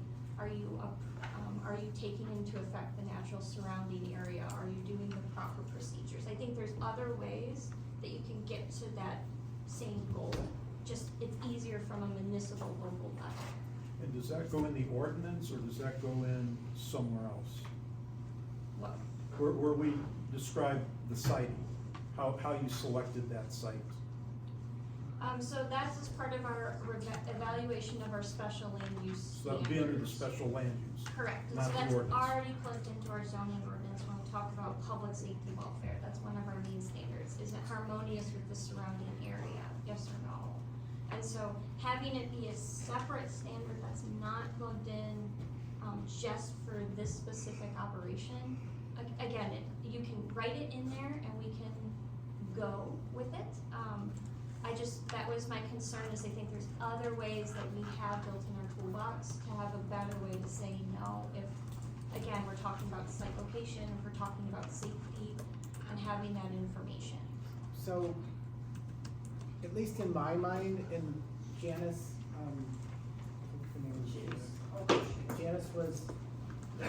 Janice touched on the site selection, element, and I think that's what Angela and Neil are kind of getting at. Because there's currently nothing in the WIO, the proposed WIO, that speaks to that. I guess I'm just not understanding why we would not have something analogous to what, or specific to what Neil had just read regarding the siting selection process. And that's, So part of it is this is an entirely new way of doing regulation and how the 233 is written comparative to how we do land use for all other uses. We do not go through in a gravel operation and say, is your site selected, making sure that you do not diminish this component. And so, again, it was in approaching it differently because it is a local ordinance as opposed to it being a state ordinance. Is there But better do we- ways that we can have a conversation on, is this appropriate location? Is it harmonious with the neighbors? Is it going to cause a public safety concern because they're not providing the proper apparatuses? I guess I would suggest, cause I understand what you're saying. And you have a good example, however, I think this is a much different circumstance than a gravel mining operation or a gravel pit, especially when it comes to the sensitivity around it, right? And I would suggest that we put language back in there, and have Will, with guidance from Will, to make sure that we're not stepping in it from a legal standpoint. But I would suggest that we put language back in there and have Will review that. And Caitlin, I think for the most part, Angela, I think I agree with you, because the state law Public Act 233 does differentiate between solar and wind and BESS. And this is a BESS ordinance, correct? So, in acknowledging that, the location is crucial, because BESS facilities have to be specifically cited in certain locations. Well, Mr. Chair, so we already have the size, the minimum lot size shall be 50 acres. And you're looking for something more defined than that? Because that's gonna preclude, well, that's gonna limit the opportunities for siting, I think significantly already. Just the acre requirement? Oh, no, we have zoning districts as part of that special land use. Double check, I can't remember correctly which zoning district. And what about other specialized considerations that I know I saw in the Public Act, and that goes to protected species and wetlands and, those kind of Sensitive esoteric, lands. right, considerations. Are those adequately spoken to in the draft ordinance as it exists? Not with this, the section that Neil read having been removed, are we still sufficiently requiring consideration of those elements? So sensitive areas regarding wetlands, floodplains, those are all considered as part of the site informational requirements that we have, and those have to be identified. And we have to always follow state and other local requirements associated with that. So it's kind of a web of regulation for a lot of different uses. And so that's part of information that would be provided regarding those sensitive sites without having to be specifically named right here. I believe there was a suggested word change, because right now our current zoning ordinance doesn't define the term sensitive lands. We define wetlands, we define floodplains, which are common, but we wanna keep to terms that we customarily use, to ensure that there isn't well, this is what this means and this is what this means, now where do we go from here? And so that's one of the components, again, that we're looking for. Is this appropriate? Do you meet different state regulations? And that would have to be upheld. Okay, that's good, but the state law has consideration that other types of undeveloped lands be looked at first, and that if they're not looked at first, were alternatives considered. There's some, I guess, examination of the location. Is that exist in our WIO, our proposed WIO? No, and so that is something you can choose to add, but again, with the caution I wanna make sure that you're aware of is that is a new concept from a planning perspective. We do not do this for any other uses in our zoning ordinance, say, is this, again, without looking at it in other contexts with minimum lot size, zoning district considerations, special land use conditions, things of that nature, so we can go for that additional language. I don't, again, it's in the state law, we have rationale on why we're considering it to be upholding our community values. I've flagged it, to ensure that we understand that risk, is that it's not customary for us to do that from a land use regulatory standpoint. I think we'd be putting this just, excuse me, we would just be putting it into this ordinance, so it would be specific to Best. We would be populating it across the entire zoning ordinance of everything we do in Groveland, so I think that would be appropriate to have. And I think what we could do, just looking at, to me, it would make the most sense to put it in section W under pre-construction documents. And put it under number 2 where it says updated special land use and site plan documents such as, and we have a nice list together. To me, we could easily put something in there to say study. Exactly. To me, that would be the perfect spot. It's just a few sentences, it's logical, and I think it's very specific to this project. Yeah, they would fall nicely in that section. Now we do this undeveloped land addressing. Yeah, that's right. That's the part, we, even though, well, the state of Michigan already has that word, but we need to have them know that we know that word. And it is very strong. Comment was heard, you know, I think what you're hearing from us right now is we tend to agree that's I important. appreciate that, because we agreed at the last meeting. So, Andrew, if you would, if I could just ask everyone to kind of keep this, lower or to a minimum, so we can all hear one another. Angela, you had other comments. Yeah, so, if we're ready to move on to the next. I believe we are, yes. Alright, so, the other one that I wanted to flag out was relating to sound. Going into section F, I know there was a very,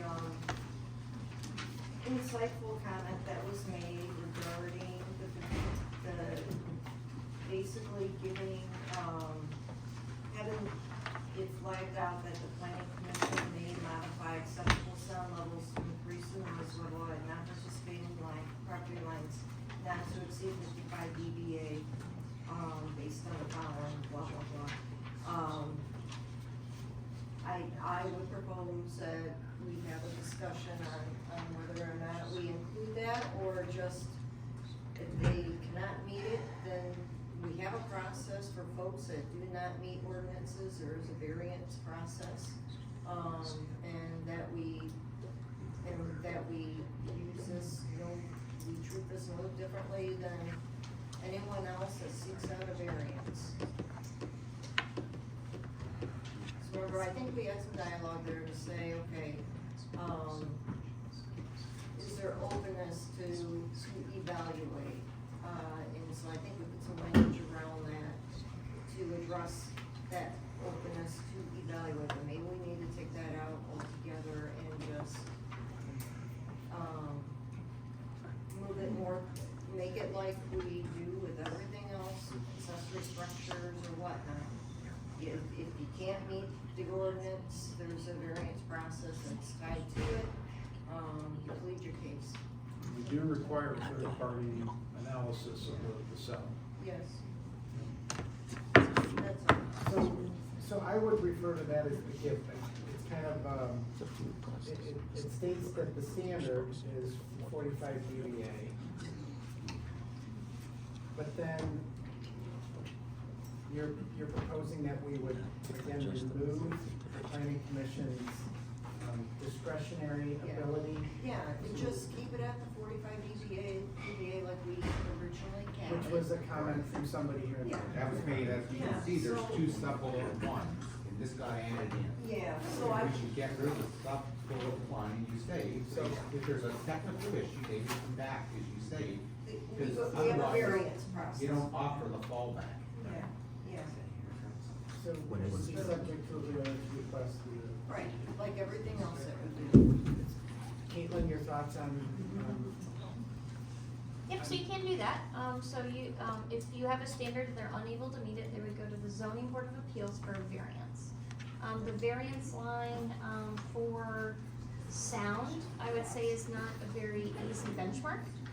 And so, the drafted edition that was talked about at different subcommittee meetings was the other option is that you can add a little bit of flexibility by the planning commission. And again, you have your public hearing as the special land use, so the neighbor property owners would be identified.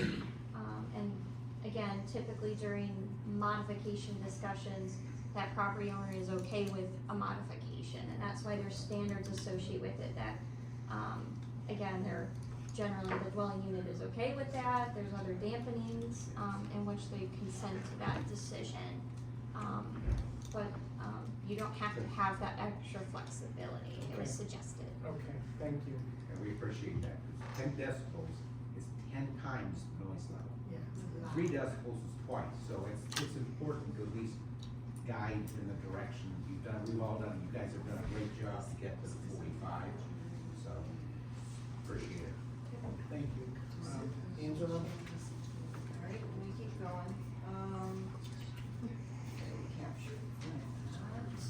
Another comment was, or it was a question about, is there any way that we could limit the size? So including like a maximum allowance in terms of the size of the footprint of the facility, whether it's through acreage or otherwise. I'm just bringing that up as a comment. I'm not sure if we talked about this at some point, maybe we did early on. I think that falls under the signage plan. I think we've always said that once, if something gets approved, that's all that's approved. Right, within And that anything footprint. else that comes in that's bigger than that starts this process all over again. So whatever any supplier comes in with as They far can't grow it. as size, that's it. So. Whatever they And bring to us as a proposal. And I think the other, I'll have to look it up in your zoning ordinance, the other factor that's in your general ordinance is lot coverage. I don't remember if for this zoning district you have a restriction on that, but each of these building units count towards your lot coverage that you allow for those zoning districts, just as a single family home, or any other commercial development, you don't let them go 100% lot coverage with a building. You have setbacks that play in and you to Yeah. keep the aesthetic component. So I'll double check what that standard Yeah, is. can we verify that and see? Well, do you wanna use the word minimum in the size, or do you wanna put the maximum at 50 acres? 'Cause right now you have minimum, so they can do anything they want beyond that. No, they have to provide a site They plan. gotta provide a site plan. And once they provide that site plan and it's reviewed, if it gets approved, they cannot exceed that once that's approved. It starts the process all over again. And we don't have a site plan, so. But I think the comment was, if you let them have this much today, they're just gonna keep Right. doing more. They can't do Those are all that. Once site they get plans. approved for this site plan, that's it. They wanna come back with more, we started step one all over again. It's a brand new project. They can't just grow it. So the maximum lot coverage is 10%, and then the maximum impervious surface, which is adding, a paved surface like off-street parking or something, is 15%. But again, we do require 15 acres, so that's not comforting numbers, Yeah. if you just look at that from a general perspective. Yeah.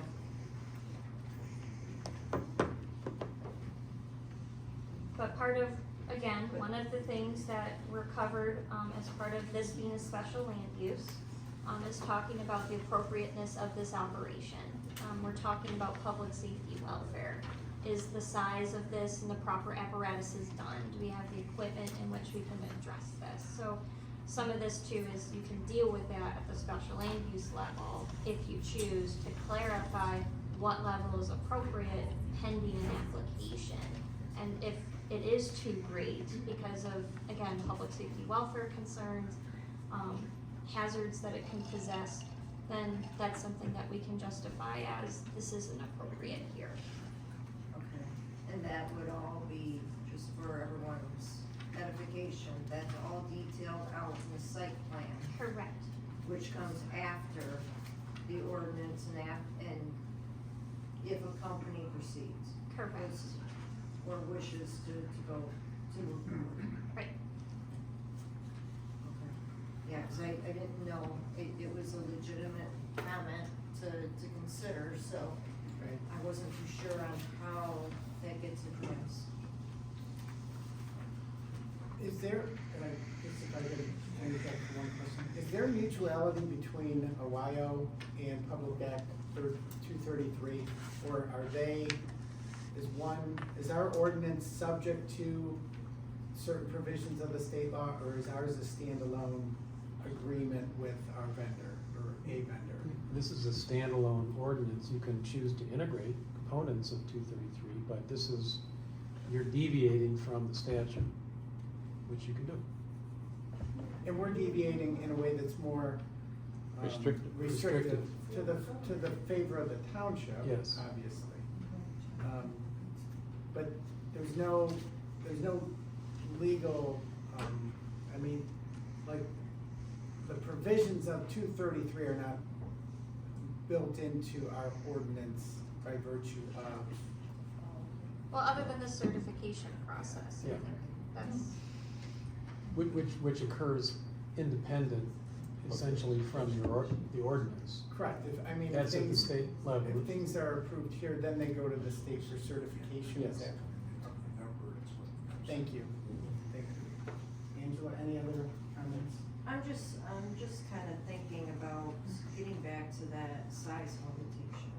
Is there something, I mean, granted, yeah, that gets addressed through the site plan, but is there something that we need to flag out special in the pre-construction document section regarding the updated special land use and site plan documents such as, I don't know, we require all buildings and structures to be identified, which would be in the electrical components in which there is connectivity, things of that nature. So we would know exactly what is being proposed, or we won't proceed.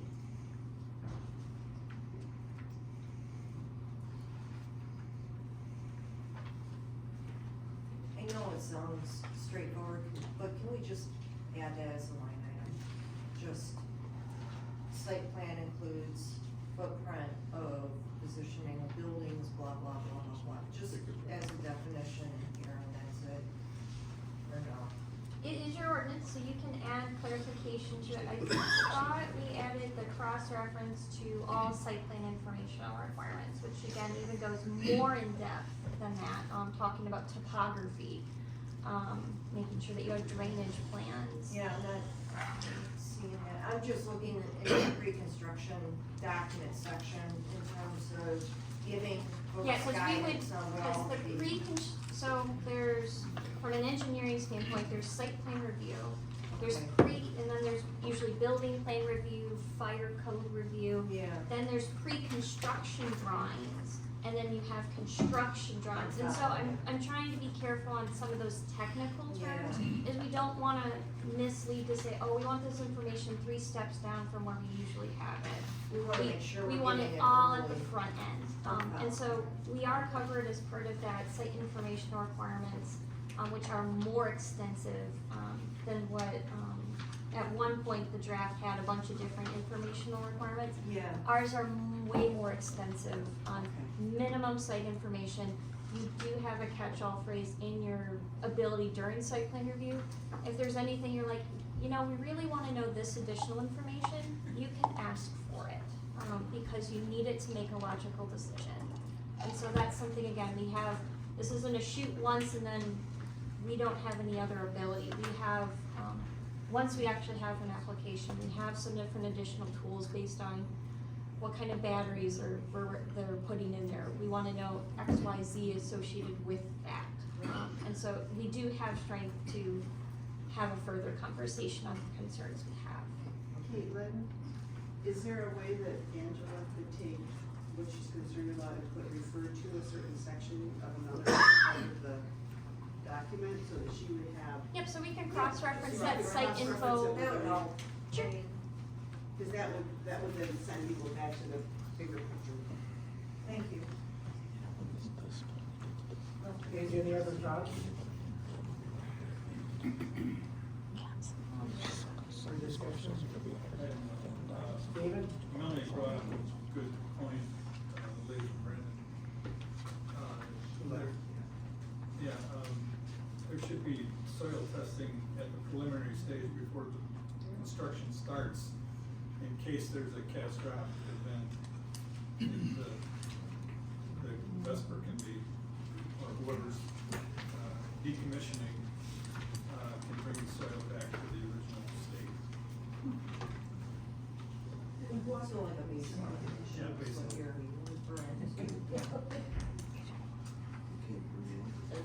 And there's currently no provision for soil testing pre-construction in the WIO. Well, there's permits, so, and again, it's under the pre-construction section, which may be a little bit too late, maybe, I don't know. But it says in here, copies of approved permits for driveway, soil erosion, eagle, water, air, land, wildlife where appropriate. Maybe there needs to be a little bit more definition around number one. And it's kind of a catch-all that we put in there. And then the question is, does it belong in pre-construction or maybe something a bit earlier in the process, upon site plan creation or submission? I don't know what the right answer is for that one. Do we wanna tie that in with our third-party analysis though? Because that's where we want that expertise That's to where manage any contamination or decommissioning. That's why I kind of wanted to make sure that was strongly flagged Right. and detailed out, where right now we only have it set up for decommissioning. I would just want that underneath a third-party expert to tell us what we need to check and how we need to check. Where would that be? Yeah, that's why I Where think would we we need to put that flag out other something than- separate on other that than, third party. Pre-construction.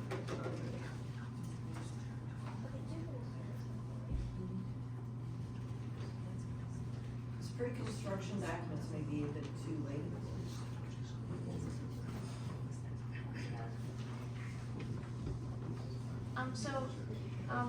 Quick comment on the soil, sample component. So as part of the soil erosion, permitting process, we do get a copy of that. So from the contamination concern, we would have a baseline associated with what that is.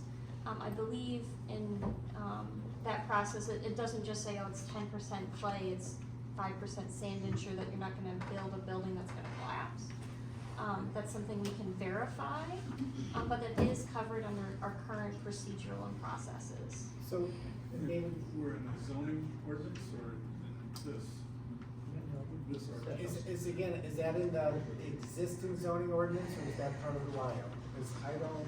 No, so it's not part of either one because it's part of the soil erosion permitting process as well as building permitting process, that information is provided at those steps in the process to verify compliance with other components. Yeah, but that addresses soil erosion. I've seen those reports. That's strictly erosion, so that's like compositional clay versus sand and things of that nature. This would be along the lines of having a baseline, let's say, Lithium or no lithium? with EPA regarding heavy metals, for example. Sure. Things of that, actual chemical composition from a heavy metal toxic material aspect. You get a baseline set. Because I think we just want to check what technical term we want to use then, because Yeah. a soil sample, like I said, some people may say, oh, here's the composition of it. It's like, no, I wasn't looking for the sand versus clay. You're looking for a, I think we have to double check what that term would be, but essentially like a soil health. phase one environmental? Toxicology, yeah, you got it, like a toxicology. So we're asking maybe, for a phase one environmental. Yeah, Analysis. so that would have to be spelled out different So that and it probably should be flagged out separate. So that's where it's done in building code and pre-construction. The question would be is when do you want that information? So pre-construction, it's already been decided if it's going forward from the planning Yes, compliance standpoint. Yeah. Or as opposed to, do you want that as a planning commission standing point? Or is it more of an administrative safeguard? That's the policy question. That's the bottom line is we mainly want that so that's on file in case something does happen or you go through the decommissioning process, you want something to say, okay, here's what it was before, we wanna make sure it's returned, so it's. So pre-construction then makes the most sense to your That's what I'm thinking now, the more I think about it, it's pre-construction, so we're keeping that as a baseline in case something does happen. Because if, Or if something else, we have to return it, try to get it returned back to the natural state, we know. because if they are talking about a site that is contaminated, there are already may be some of those different chemicals. The question is, are they making it worse? Exactly. Okay. Yeah, yep. So, yeah, I think now that we're talking through it, pre-construction documents. And then it needs to be flagged out separate as like a soil toxicology report to serve as a baseline, something along that, we could put some language together on that. Does that go in water? Well, I don't see why we couldn't do it for water as well, because, I mean, we request,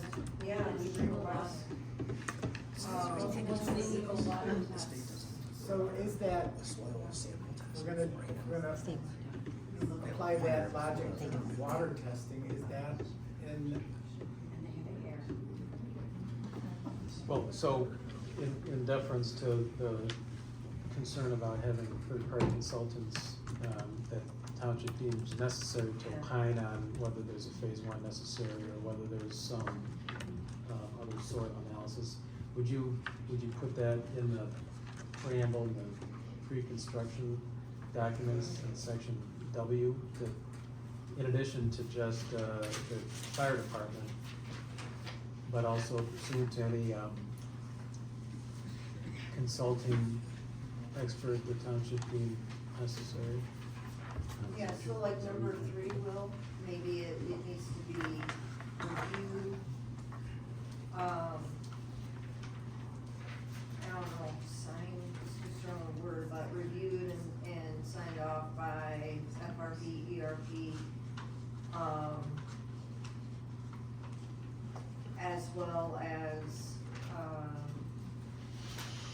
third-party subject matter experts, something along those lines. Yeah, written in that. I mean, I'll leave it to the planner, but I think it's appropriate to identify that, at least I'm looking at section W here, that not only consultation with the fire department, but any other consultant that the township deemed necessary. Like getting I agree. a phase one or some other analysis. Yep. Okay. Thank you, David, thank you. Any other comments or, I think the only one I wanted to add, is it was brought up earlier, but I think we have it covered, and maybe some folks did not read it all the way, or maybe we're missing something. So, it got mentioned about, well, what do you do if the company goes bankrupt and all that? Well, that was the whole point, I thought, of when we come under number 10, when it comes to describe any plans or circumstances requiring an update of the decommissioning plan.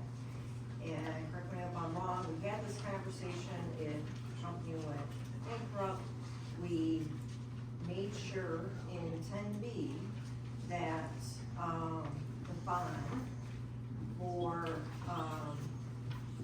decommissioning, and again, the estimated cost would be determined by a subject matter expert. I hired by us, to help us determine what that financial amount is, 'cause we're not gonna put dollars in an ordinance.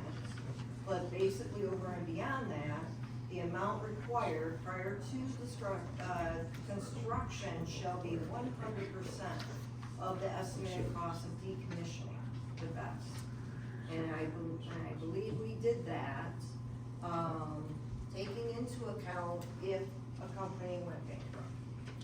So I wanna make sure that that's flagged out, make sure I'm not missing anything. And that's where the state was saying, it was 10% commission, Right, 50% that's of where 5 we years, said 100% of 10 we're years. comfortable with We rolled that back to 100% at pre-construction. Yeah, so I wanna make sure that's clear and I'm not missing. And I just wanna point that out, that's a significant difference between what we're trying to do and what the state could do. And, you know, I appreciate frustrations that this doesn't have everything we would possibly want. We do wanna make sure it gives us a lot more protection than if they go to the state. So just keep that in mind. Yes. Thank you, I just wanna make sure Yep. I didn't We miss spent a lot of anything. time on that. Yep, okay. I think mine are done. I have one more question. Yes, Steve. The chief, mentioned the size of the well, and this man over here suggested a water tower, which I thought Oh, was a that's right, excellent the idea. hydrant section, I did miss that. Yeah. Good catch. We dealt with that, so I think we should. We need to address that. consider the chief's suggestion about bigger. We'll just take it to the state. Or do we just need our chiefs between Groveland, Knoxville, and Springfield are the experts, do we just leave it up to their expertise? Do we That's leave it up to what I was gonna NPFA? suggest, was that can we rephrase this and say that, the applicant and or bus operator shall install a hydrant system on site, as directed or as approved by the fire chiefs, between Springfield, He Groveland. suggested the standards, NFP 20 and 24 standards. Yeah, the fire chiefs, they're well aware of the standards, they're fire chiefs, right? So, yeah, but So, something along those listening lines. to the other comments and so forth, I kind of thought that move away from the one solution of just a well. Yeah. And talk about a fire protection, water supply and distribution system. There you go.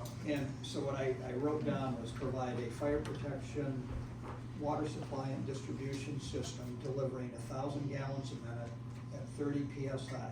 Depending on the type of system selected to meet this requirement, national standards including NFPA 20, 24, NFPA 1, American Water Works Association, M31, and related National Fire Code documents must be followed with performance certified by a registered professional engineer, where they come to us and prove that it does Yes. what they say. I guess my question is, are you comfortable with putting a number to it? Because where I'm going is, as we're, in terms of What the I'm saying is 1,000. a minimum, and then I let's see. do exactly what you say. Yeah, I see what you're saying. So we actually have our township fire chief. I would rather not, John Williams, Groveland Fire Okay. Chief. I'd rather not put a number on it. If we put anything on it, I would just rather put a water supply system commensurate with the required needs for suppression. Just leave it blank, because we don't know the size of the facility it's going to be, or, the battery type or anything. And that's So part of that. I think it would be, just to cover what we need, that's what we want, is what we Fire chief is our third party expert. I was gonna say, that would, that So- would probably suffice. Yeah, so what I would propose is, instead of saying fire hydrant, well, just put, I would rather not say well. right. Because there's a lot of Take that inconsistencies. language out, that's what I'm Just- proposing, is take that language out altogether. Yes. And call it like a fire System. suppression Suppression system or. along those lines with Yeah, So the bottom or line as is- recorded by the AHJ. Yeah. You know how big they want to propose, you know how big they want to propose it to be, 300 megawatts. Yeah, I don't know, what kind of battery they put in there, is it gonna take 5,000 gallons of water They don't even know to yet. keep it, so. And that's part of Just that leave it fire alone. response plan that we require, which would be again reviewed by cross-disciplinary fire departments, and that's Hmm. exactly why we want that document, is to say, though this is the baseline, if it's 20 acres with batteries really close together, that changes the whole ballgame. Absolutely. And so, again, we can easily change, that language to talk about fire, suppression distribution. We have those other apparatuses and information to then help you make that, you evaluate, is this sufficient or not? Right, for each of them. Neil, what's your thoughts? Cause I know you did Yeah, oh, I think exactly that, they're the experts, right? We're leaning on third-party expertise, that's what they're there for, and again, we don't know 4 years down the road what the technology's gonna be, what the best methods are for suppressing this thing, and you need to put in a feature that either is inadequate or is obsolete. So we leave it to our experts, when they have to come in, they can give us a plan, and the experts review it, and tell us if it's good. Yeah. So if you change the height and stuff, you have to then look at your section of number 2, that talks about the stormwater management system. Because there has to be a correlation between how much water you're throwing and how much you're catching. So, So it's again, a web of regulation, and so that's why, surface water runoff, it's worded loosely, same thing with our secondary contamination evaluation as well. We need a site, we need a plan to then evaluate, is this sufficient planning, or do they need revisions? And again, we have that group of experts that are gonna come through, review it for its integrity.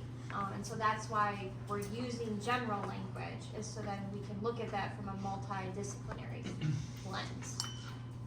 so it comes back to the same message that the YO is just the threshold to the process for any applicant, or would-be applicant, because all of the technological and scientific requirements would otherwise be safeguarded at the township level by our site review, our site plan review and our special land use permitting process. Correct. And that's all part of the existing We're zoning hop- ordinance. We're hoping this is not an ordinance you have to open every 2 years because the technology shifted. The goal is to make sure, again, we have a basis that's good for information gathering, and so then we can acquire that information, and then the applicant can provide us that information when they actually come with their application.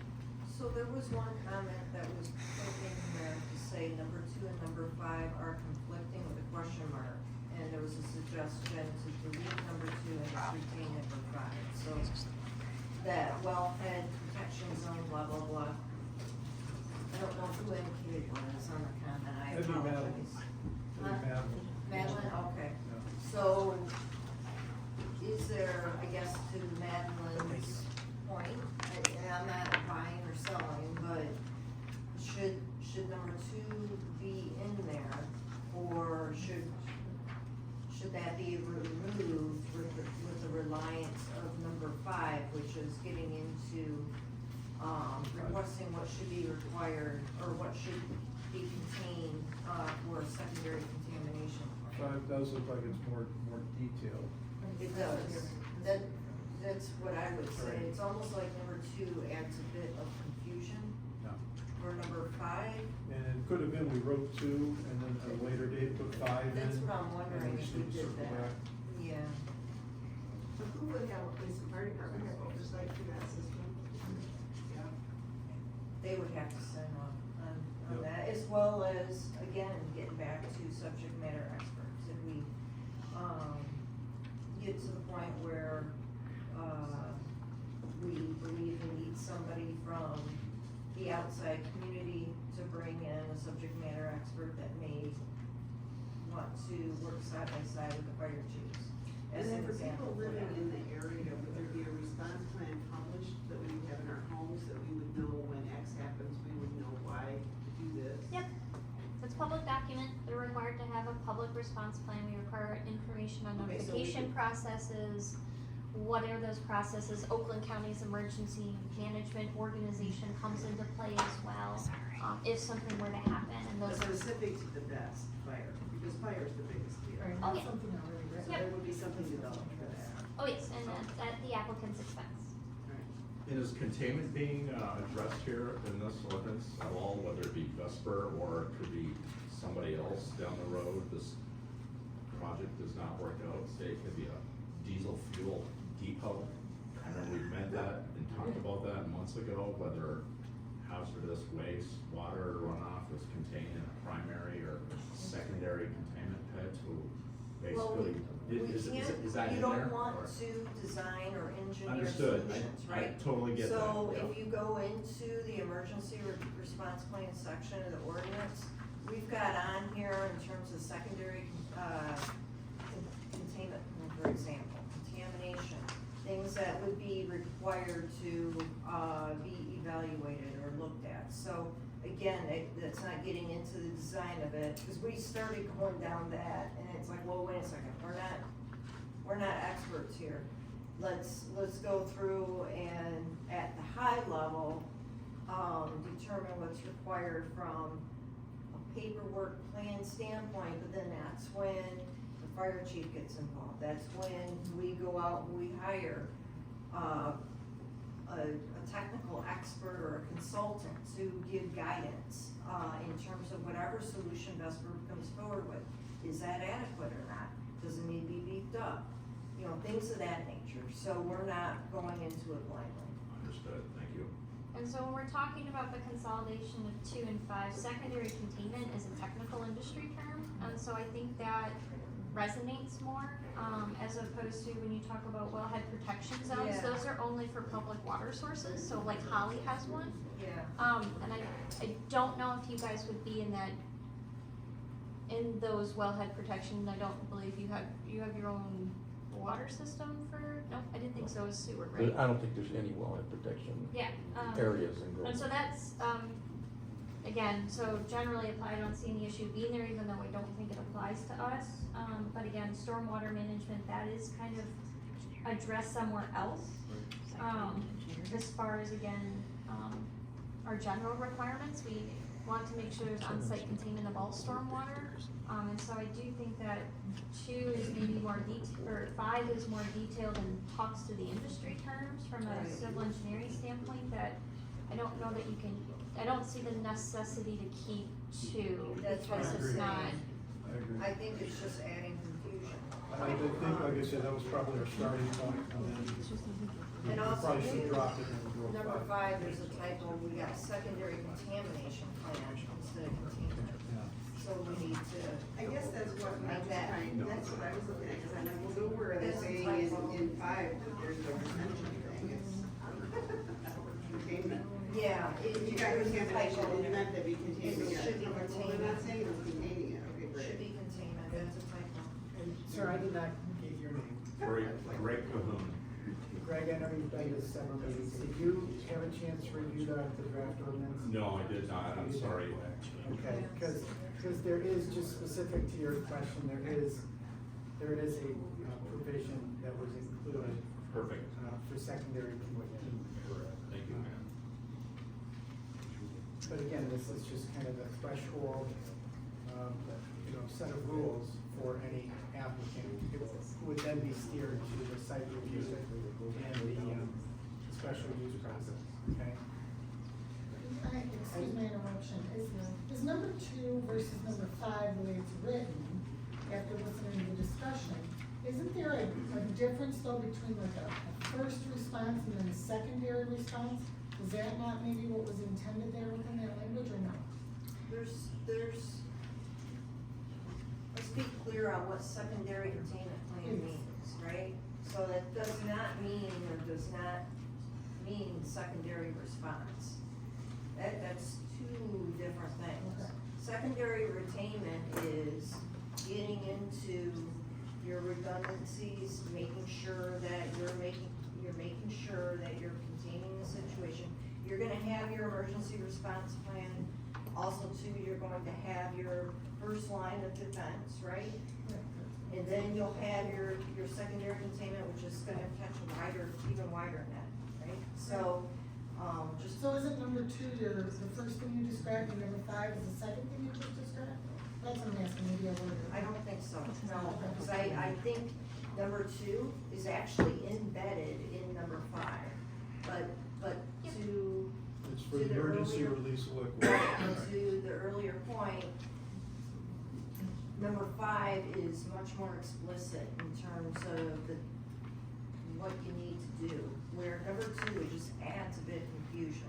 Now, we could take that back and see if we wanna beef up number five a little bit more to make sure that we're not missing anything. I think, again, keeping it simple, they've gotta meet all requirements of Michigan State Department of Health, Michigan Water Resource Commission, Oakland County Health Department, US EPA, et cetera. That gives us a lot of ability, to have oversight to that. And again, rather than spelling out specifics, trying to keep it to the experts. For item S, we've got, all surface water runoff shall be effectively managed pursuant to section 5(6) of the ordinance. Where is 5(6)? That would be part of the general ordinance, That's- the 200-page ordinance. Yeah. It's for treatment of all water runoff for any project.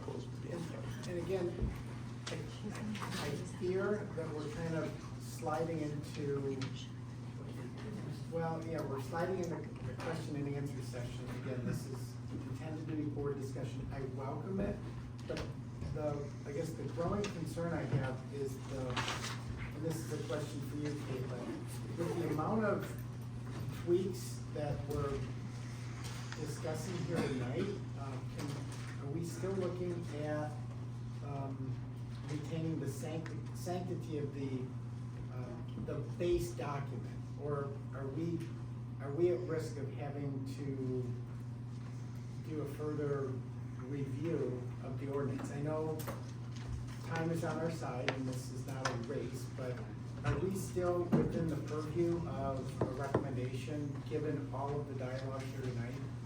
Yep, so as we've been making a general consensus on different policy choices, that's been taken note of and then can be incorporated. So the question becomes, is the planning commission's level of comfort based on our deliberation, do you wanna see another additional draft? Or did you, based on, again, the context that we're going to essentially remove two, change it to be secondary containment plan, but otherwise, one of the things I would note is if you wanted to incorporate the attorney's language modifications, and that would be sufficient, again, to ensure that there's a proper draft in which you can choose if you want to send it to the township board for ultimate action. I would like another draft, because I think we talked about several things. We talked about putting the language back in regarding the requirement to vet out the location, or the pre-construction documents or whatnot, or put it in someplace, right, where it makes sense. So I think that needs to, so we got that, the sound, deleting number one, and forcing folks to just go through the variance if they can't meet the 45 dBA, so we're gonna strike that. We wanna make sure that we're putting in, the language pertaining to the right to hire subject matter experts, and making sure that that's emphasized wherever possible, whether that's under pre-construction documents or decommissioning plan, wherever it would be fed. But I think there's several, my point is, I think there's several things where I think another draft is merited. But I'm not sure I agree with that.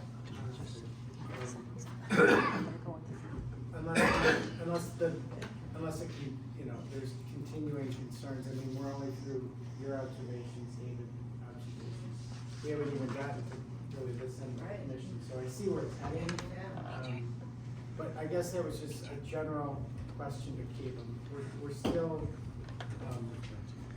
still on track, but obviously there's a fair degree of questions. I think the other major component is based on the attorney's reviews, do you want all of those comments just incorporated? I think that would provide us a lot of clarification on our end from the next drafting perspective. It's one thing to make a few different policy tweaks, but again, we want to ensure that you are comfortable with the draft. And so, I believe everyone on the planning commission has that draft version. Right. And so you can say that, yes, this is the general consensus of those, and that, again, then we can clearly incorporate those. There's a few that just have some minor, questions that I think we can easily just clarify and then just move on with a clean draft. So, I guess I would look to the other, members of the board for concerns, questions, comments. Well, I'm glad that you mentioned to kind of revise it, because you, Jeff, you, Neil, you are the ones that have been doing all the work. And one that's going to have to do more work is saying, yes, she wants to fix it up, where you two, you're stuck with it. And I hate to say, yeah, make you guys work more, I don't care, doesn't hurt me any. I worry about you guys, all the work you put in already. And We wanna make sure I agree, I want it right. Yep. And I think it should be redone, a few things added, but I'm not the one that's doing all the work, you three Well, are. it's not, I think we're advancing in the process. It's not the work that's the problem, it's making sure we get it right. That's my concern. Well, Mr. Chair, I just, whatever the commission decides today, I just want to remind you that whatever you decide, remember Vesper may decide that they can't live with it. And we've talked a lot about different edits here and concepts, and perhaps having one more draft before a vote delivered to Vesper. They can come back and communicate with the subcommittee or whatever your choice is, because I would hate to have a lot of work be committed to this only to find out that Vesper can't live with it. And so there is no WIO, and they're gonna go to the state. So I'm not saying that that's what's gonna happen, and maybe the representative from Vesper can comment on that, but it seems that there's some moving targets here with the language, and I think it might be more efficient before if a vote is taken today to just consider that aspect, which is a unique component to what you usually do. But this is driven by a state law that is unique to everybody. thank you, Will. EJ, I guess I'll look to you. Your thoughts? Yeah, this isn't exactly what I thought. Everything was already taken care of and agreed to. I thought this was that's why you guys had your study sessions and everything. Mm-hmm. So just from this is a lot of extra work for us that we're doing right now on top of everything. So to have to come back again in another month and potentially not even have a workable ordinance, or if it is, it's gonna be costing us millions more dollars to build our project because of a lot of the things that you guys are talking about are already covered under other permitting and things that we have to follow through with. So it's just at this point, we're gonna have, And we're still a business, you know what I mean? We're a business when it comes down to it, so we gotta do whatever works best in the interest of the business if we can't get a workable ordinance through the township, So I'm not saying that's what we're gonna do, it's just, there's a lot being asked right now that we've already answered multiple times. Well, and I do. And I don't think we're deviating from what we've discussed. We're just trying to make sure we have it on one document that's correct, that there's no misunderstanding. I think the things that we've talked about, the majority of the changes are, I won't say clerical, but getting the right header numbers and the right paragraph numbers, some spacing issues. The technical things we've discussed, I think, are straightforward. We're deleting a section on the noise. We're back to the 45 dB, which we've been discussing for months. The other changes, again, I'm not here to tell the PC how to do their job No, or I'm anything. I'm just just trying sharing to with you that flesh out. I was under the understanding that that a lot of this was already kind of ironed out, and you guys had discussed all these, and that's what you had the study sessions for and everything, so. Well, we have Yeah. discussed in terms of our subcommittee, but the thing is the public has a right to provide feedback, and there is some valuable feedback there, and quite frankly, if I'm sitting in your seat, I'd rather have it up front in an ordinance instead of hidden in site plan requirements and it's popped It's on you not- at the last minute. All this stuff is not hidden though. We know what the process is to go through for our permits. We gotta go through the wildlife. All the things that you guys are talking about, we have to do. We're not, and you don't give them to us anyway. We have to go through another agency to get them. So for you to put that onus as a township on us, in my head, I'm not a lawyer, but it's just, if I gotta go to the DEP to get a permit, why would, you know what I mean? Why is that? I understand, but you can appreciate that there has to be I can totally appreciate it. relative level And of comfort. We've been very, very conceding in I think a lot of what we've done. I think, you know, the setbacks from the state are what, like 60 feet? We've reached to like 360 feet. So- You know, there's a lot so of the setbacks and a lot of the things in the state that we've 100% agreed on with you folks to bring back, so. And again, I'm just a free speaker, but Yeah. I think the dialogue and the public comment and the considerations we're kind of circling around aren't necessarily, in our estimation, anything that significantly varies the spirit of the WIO that existed when we walked in the room tonight. And if anyone else heard differently, please tell me, but I think time is, yes? Yeah, I mean, you know, there's talks about adding a water tower now to this and soil sample testing from a third party based on these things and stuff like that. So that's what, I'm just a little, like, that's what caught me off guard, was a lot of this extra stuff. And I would encourage the chair, let's not badger public on public comment, it is board discussion time. Okay. And so, if you're making a decision that makes us feel comfortable, Right. so let's. And again, you know, I think that's our ultimate goal, is to have an ordinance, that meets to our satisfaction, the concerns, but at the same time is the most workable that any vendor, Vesper, whoever, would entertain doing at arm's length, okay? And I think we're still on track to do that, but obviously there's significant concerns that were voiced here tonight that we prefer to mull over a bit, and if time is the deal breaker, then, you know, that's a concern to me. But maybe Vesper doesn't do it, but a year down the road, somebody else comes. We wanna have something that's in place, that's good. And if they back out, okay, maybe some other company will come in. But we want an ordinance there that works for I us. agree, and so prudence, vigilance, we need to be very scrutinizing, I'm sure you can appreciate. You go to these meetings across the country, I'm sure you're met with public sentiment of varying degrees. I view this as our responsibility to the community, so if what Will suggested, I mean, we can continue with the board discussion, if that would be fruitful, but I think what you're getting at makes sense. And it's kind of what I hinted at earlier, that we're getting into a concern I have regarding the specifics in melding those into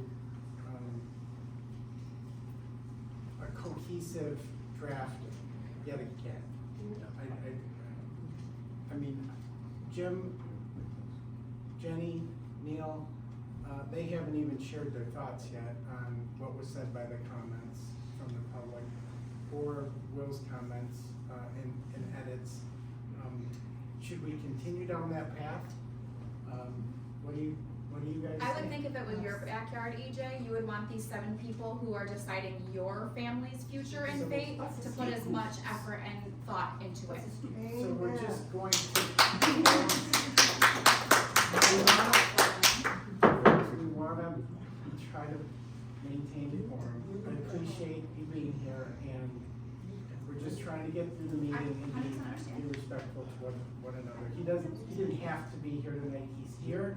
I think it's very good that he's here because he's getting the benefit of seeing the difficulties the township is facing in bridging the gap. Does anyone to my right want to make any comments or offer any discussion on the draft ordinance and the consideration of a recommendation tonight?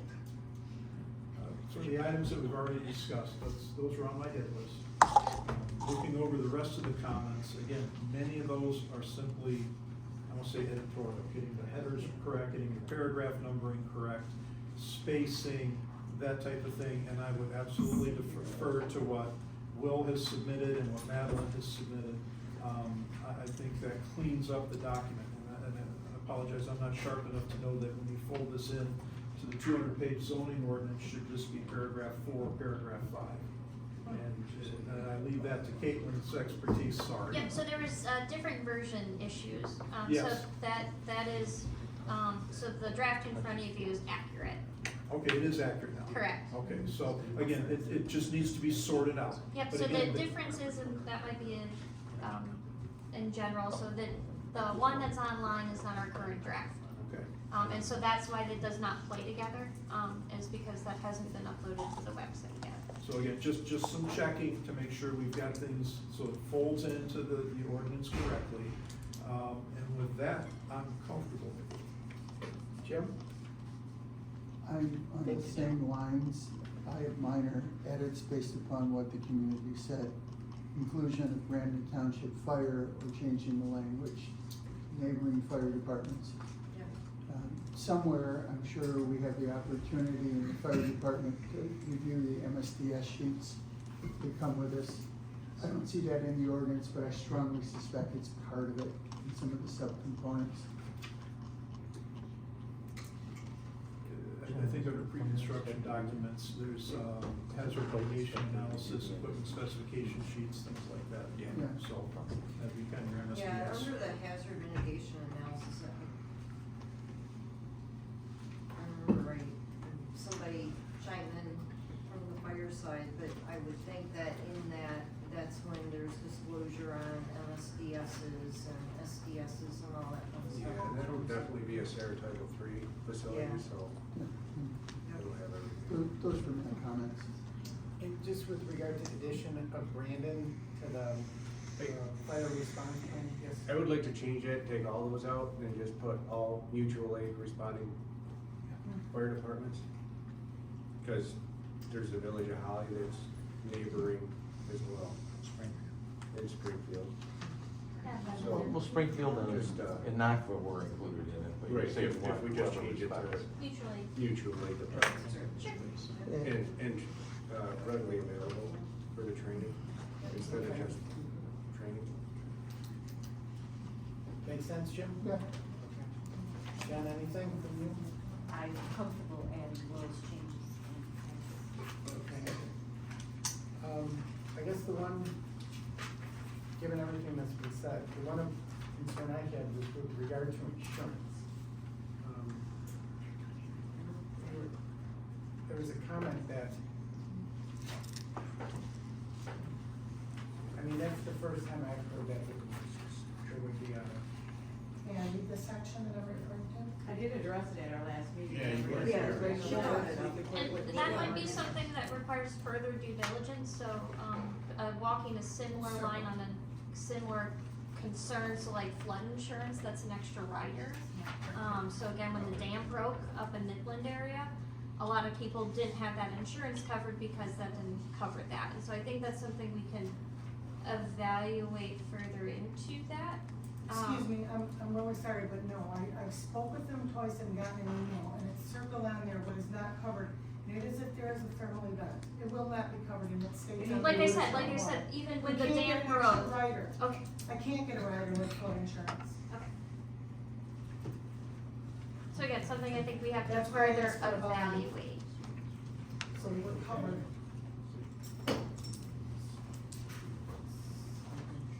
That's my how would we deal with that issue then, Caitlin? Because, So I I think don't that know how requires that- further, I think that requires further review. So when you look at typical land use operations, that's not necessarily something that comes to mind. So when you have the GM plant in Orion Township, they have battery processing components, they can have thermal vents from that facility as they're expanding it. I'm not aware of how they are dealing with that, cause there's a mobile home park right next to that. And so, again, I think that's something we can evaluate, I don't know the answer to that. And I would say that for most land use regulation, that's not something that's addressed, so we should look into it. Yeah, the battery thing's all brand new for everybody. It's also like for our wells too, like a lot of these, communities that have these projects, because they have to pull so much well for the fire suppression, it's affecting homeowner wells.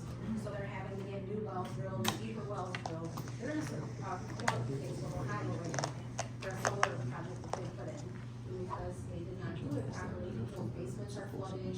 I mean, it's a whole mess. I emailed a whole chain of stuff to you guys, with regard to that. And again, I think that's where we gotta be careful on the language of the ordinance. And like everyone's saying. We shouldn't have to pay out of pocket for the art.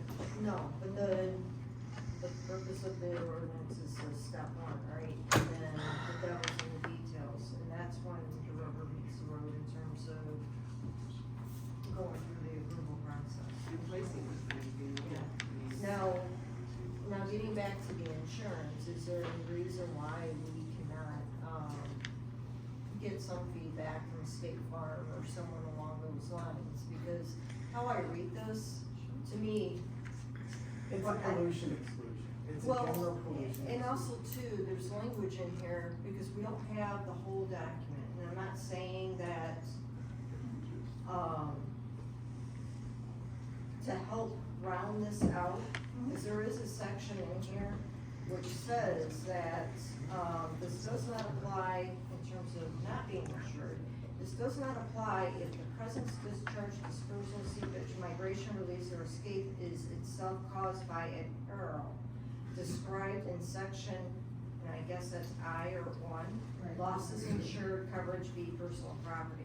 And that's the other side of it, so that's what I'm saying is. You want more of the document? Yeah, just to Right. put it all together and see if that peril would fall under that, just to round it out. And it's that's just all. circled on those letters for those areas, it's not Yeah. all of it before and Yeah. after. So I think this kind of goes back to what Caitlin was saying, it's additional due diligence at, really at all levels, but on our part to see if we're rendering, And what's Yeah, customary coverage and out. appropriate. Yeah. That I'm not sure, what's customary and appropriate. Again, typically for land uses, that's not something that's under the municipal jurisdiction level. Correct. But again, that's not something that can't be evaluated and vetted through legally, if that's something we can do. Okay, well, St. Lansing first, that part of it was brand new. I mean, there's so, I guess we'll leave it at that, because there are some additional considerations that would also play into the absence of coverage for the party who sustains the loss. Right? Can't settle that tonight, honey. So it's, I know. Everyone's good over here.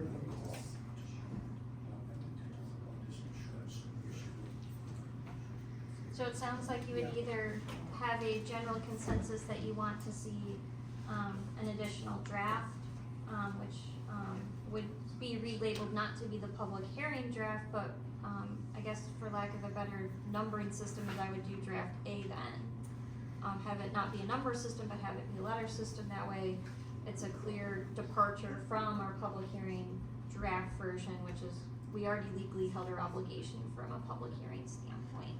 So the question would be is, do you want to see that draft A?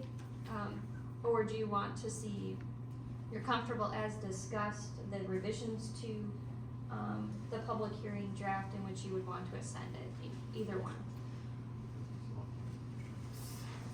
Well, I would invite other thoughts on this, but given what Mr. Fike said, I have concerns personally regarding,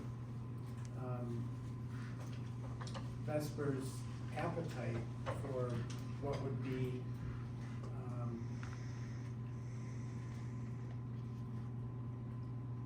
contained in the updated draft A that you're describing. But I don't know that that matters. We wanna work through you. That's, And so, we wanna work through a local ordinance, so. It's more expensive that way, but thank you.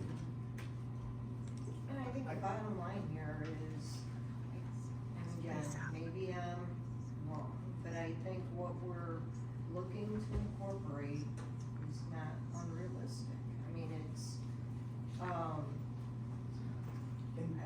I'm not, I guess, to me, I would propose to move forward with another draft, with what we discussed. Not sure about the public hearing part, if we need to have another public hearing, I don't know. But I just wanna throw it out there, at the very least, I think we need to have another draft to review. I'll say I would prefer you have another draft, because I don't want it going to the township board till everybody's in agreement with exactly what it says. The rest of the board hasn't got anywhere near the background knowledge that I've picked up on this at that time. And it's not fair to them to ask them all to be able to evaluate that. It needs to be stated clearly, and Vesper has a right to look at it and decide whether or not it's workable. I think, so if you want my, I would not wanna see this at the township board until it's done, like it normally would be. Jim is the only other one that's got this, some background from this now. no, I, What would you, EJ, don't, I'm asking, would you rather see it first? yeah, Okay. I think that makes sense. If Angela's proposing it, I would tend to agree. I think I would prefer to have just one clean iteration of what it is we're making the recommendation on, and to do it with all of these modifications attached to a motion would be just very difficult at this stage. And as I said, time is on our side. Unless there's any opposition, I would say we move in that direction.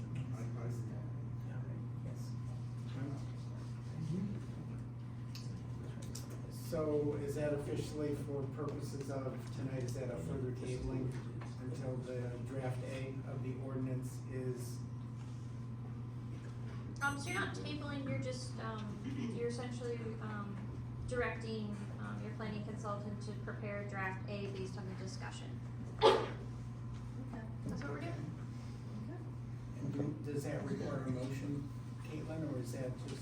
No, because you're not taking action, you're not approving, you're not denying, you are essentially continuing, the process. So this would, on your next agenda hypothetically would be under your old business. And then you would have the, workable incompatibility ordinance for the best.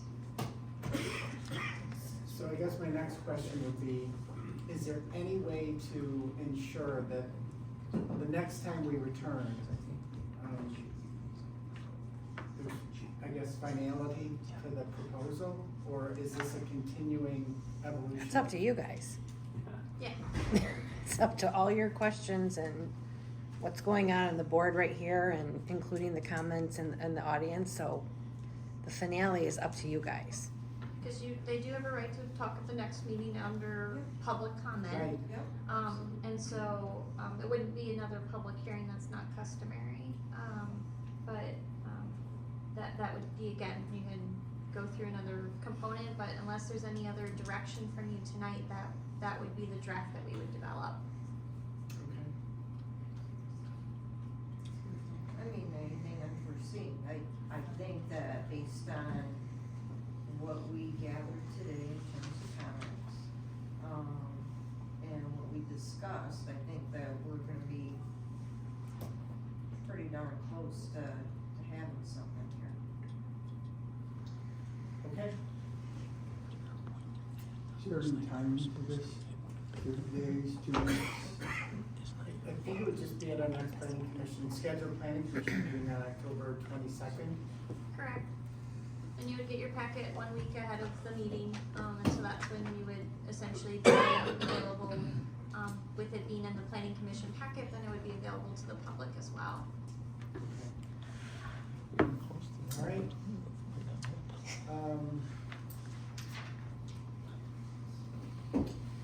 So I guess there's nothing that remains on the agenda.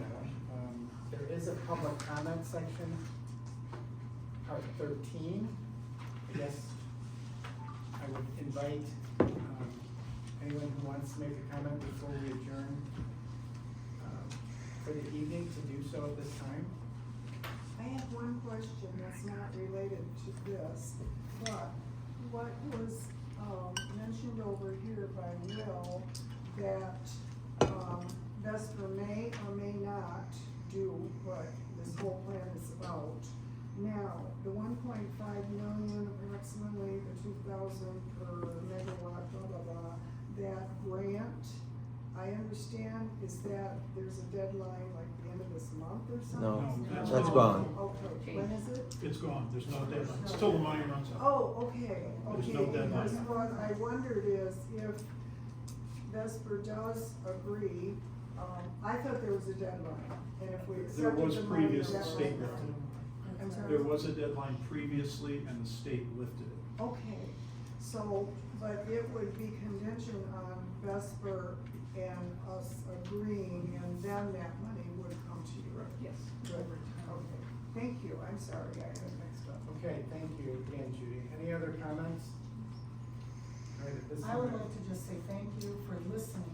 Yes. Thank you for Yeah. what we've come to since the beginning and for the amount of work that you guys have invested. It's evident.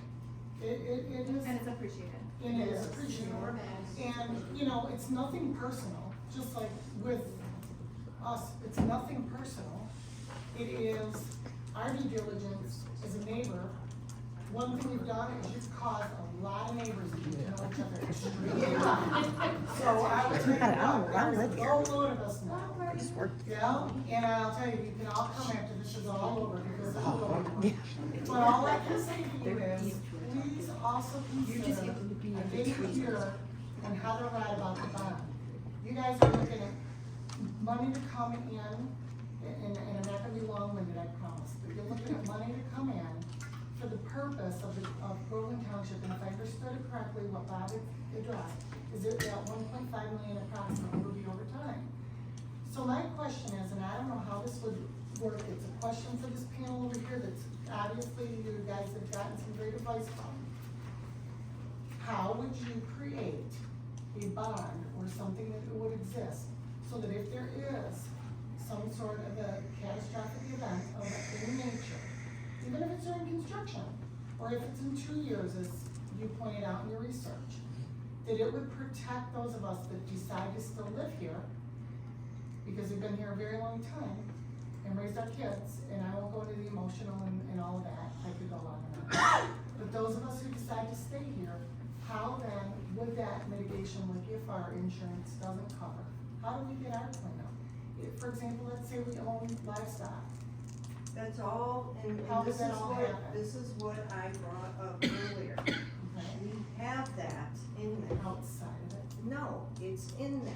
If you read under decommissioning plan, the very last section of it talks about the financial obligation. And we went through this about, okay, what if the company goes bankrupt? Right.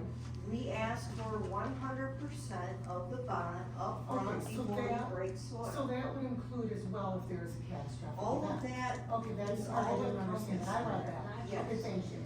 Okay, Not- not just in commission. You're gonna automatically go into a decommissioning phase if you have a catastrophic Yes, issue. it's late. Right? Yes. So, yeah, I got so you. Thank you. we tried our best to make that in. I got it. Okay. That was the only part I didn't want to discuss. Okay. I got it. All right. Thank you. Thank you. Any other comments before we adjourn? Okay? Can I make my motion? We all adjourn for the day. Ooh, good. Seconded, all in I just don't want to.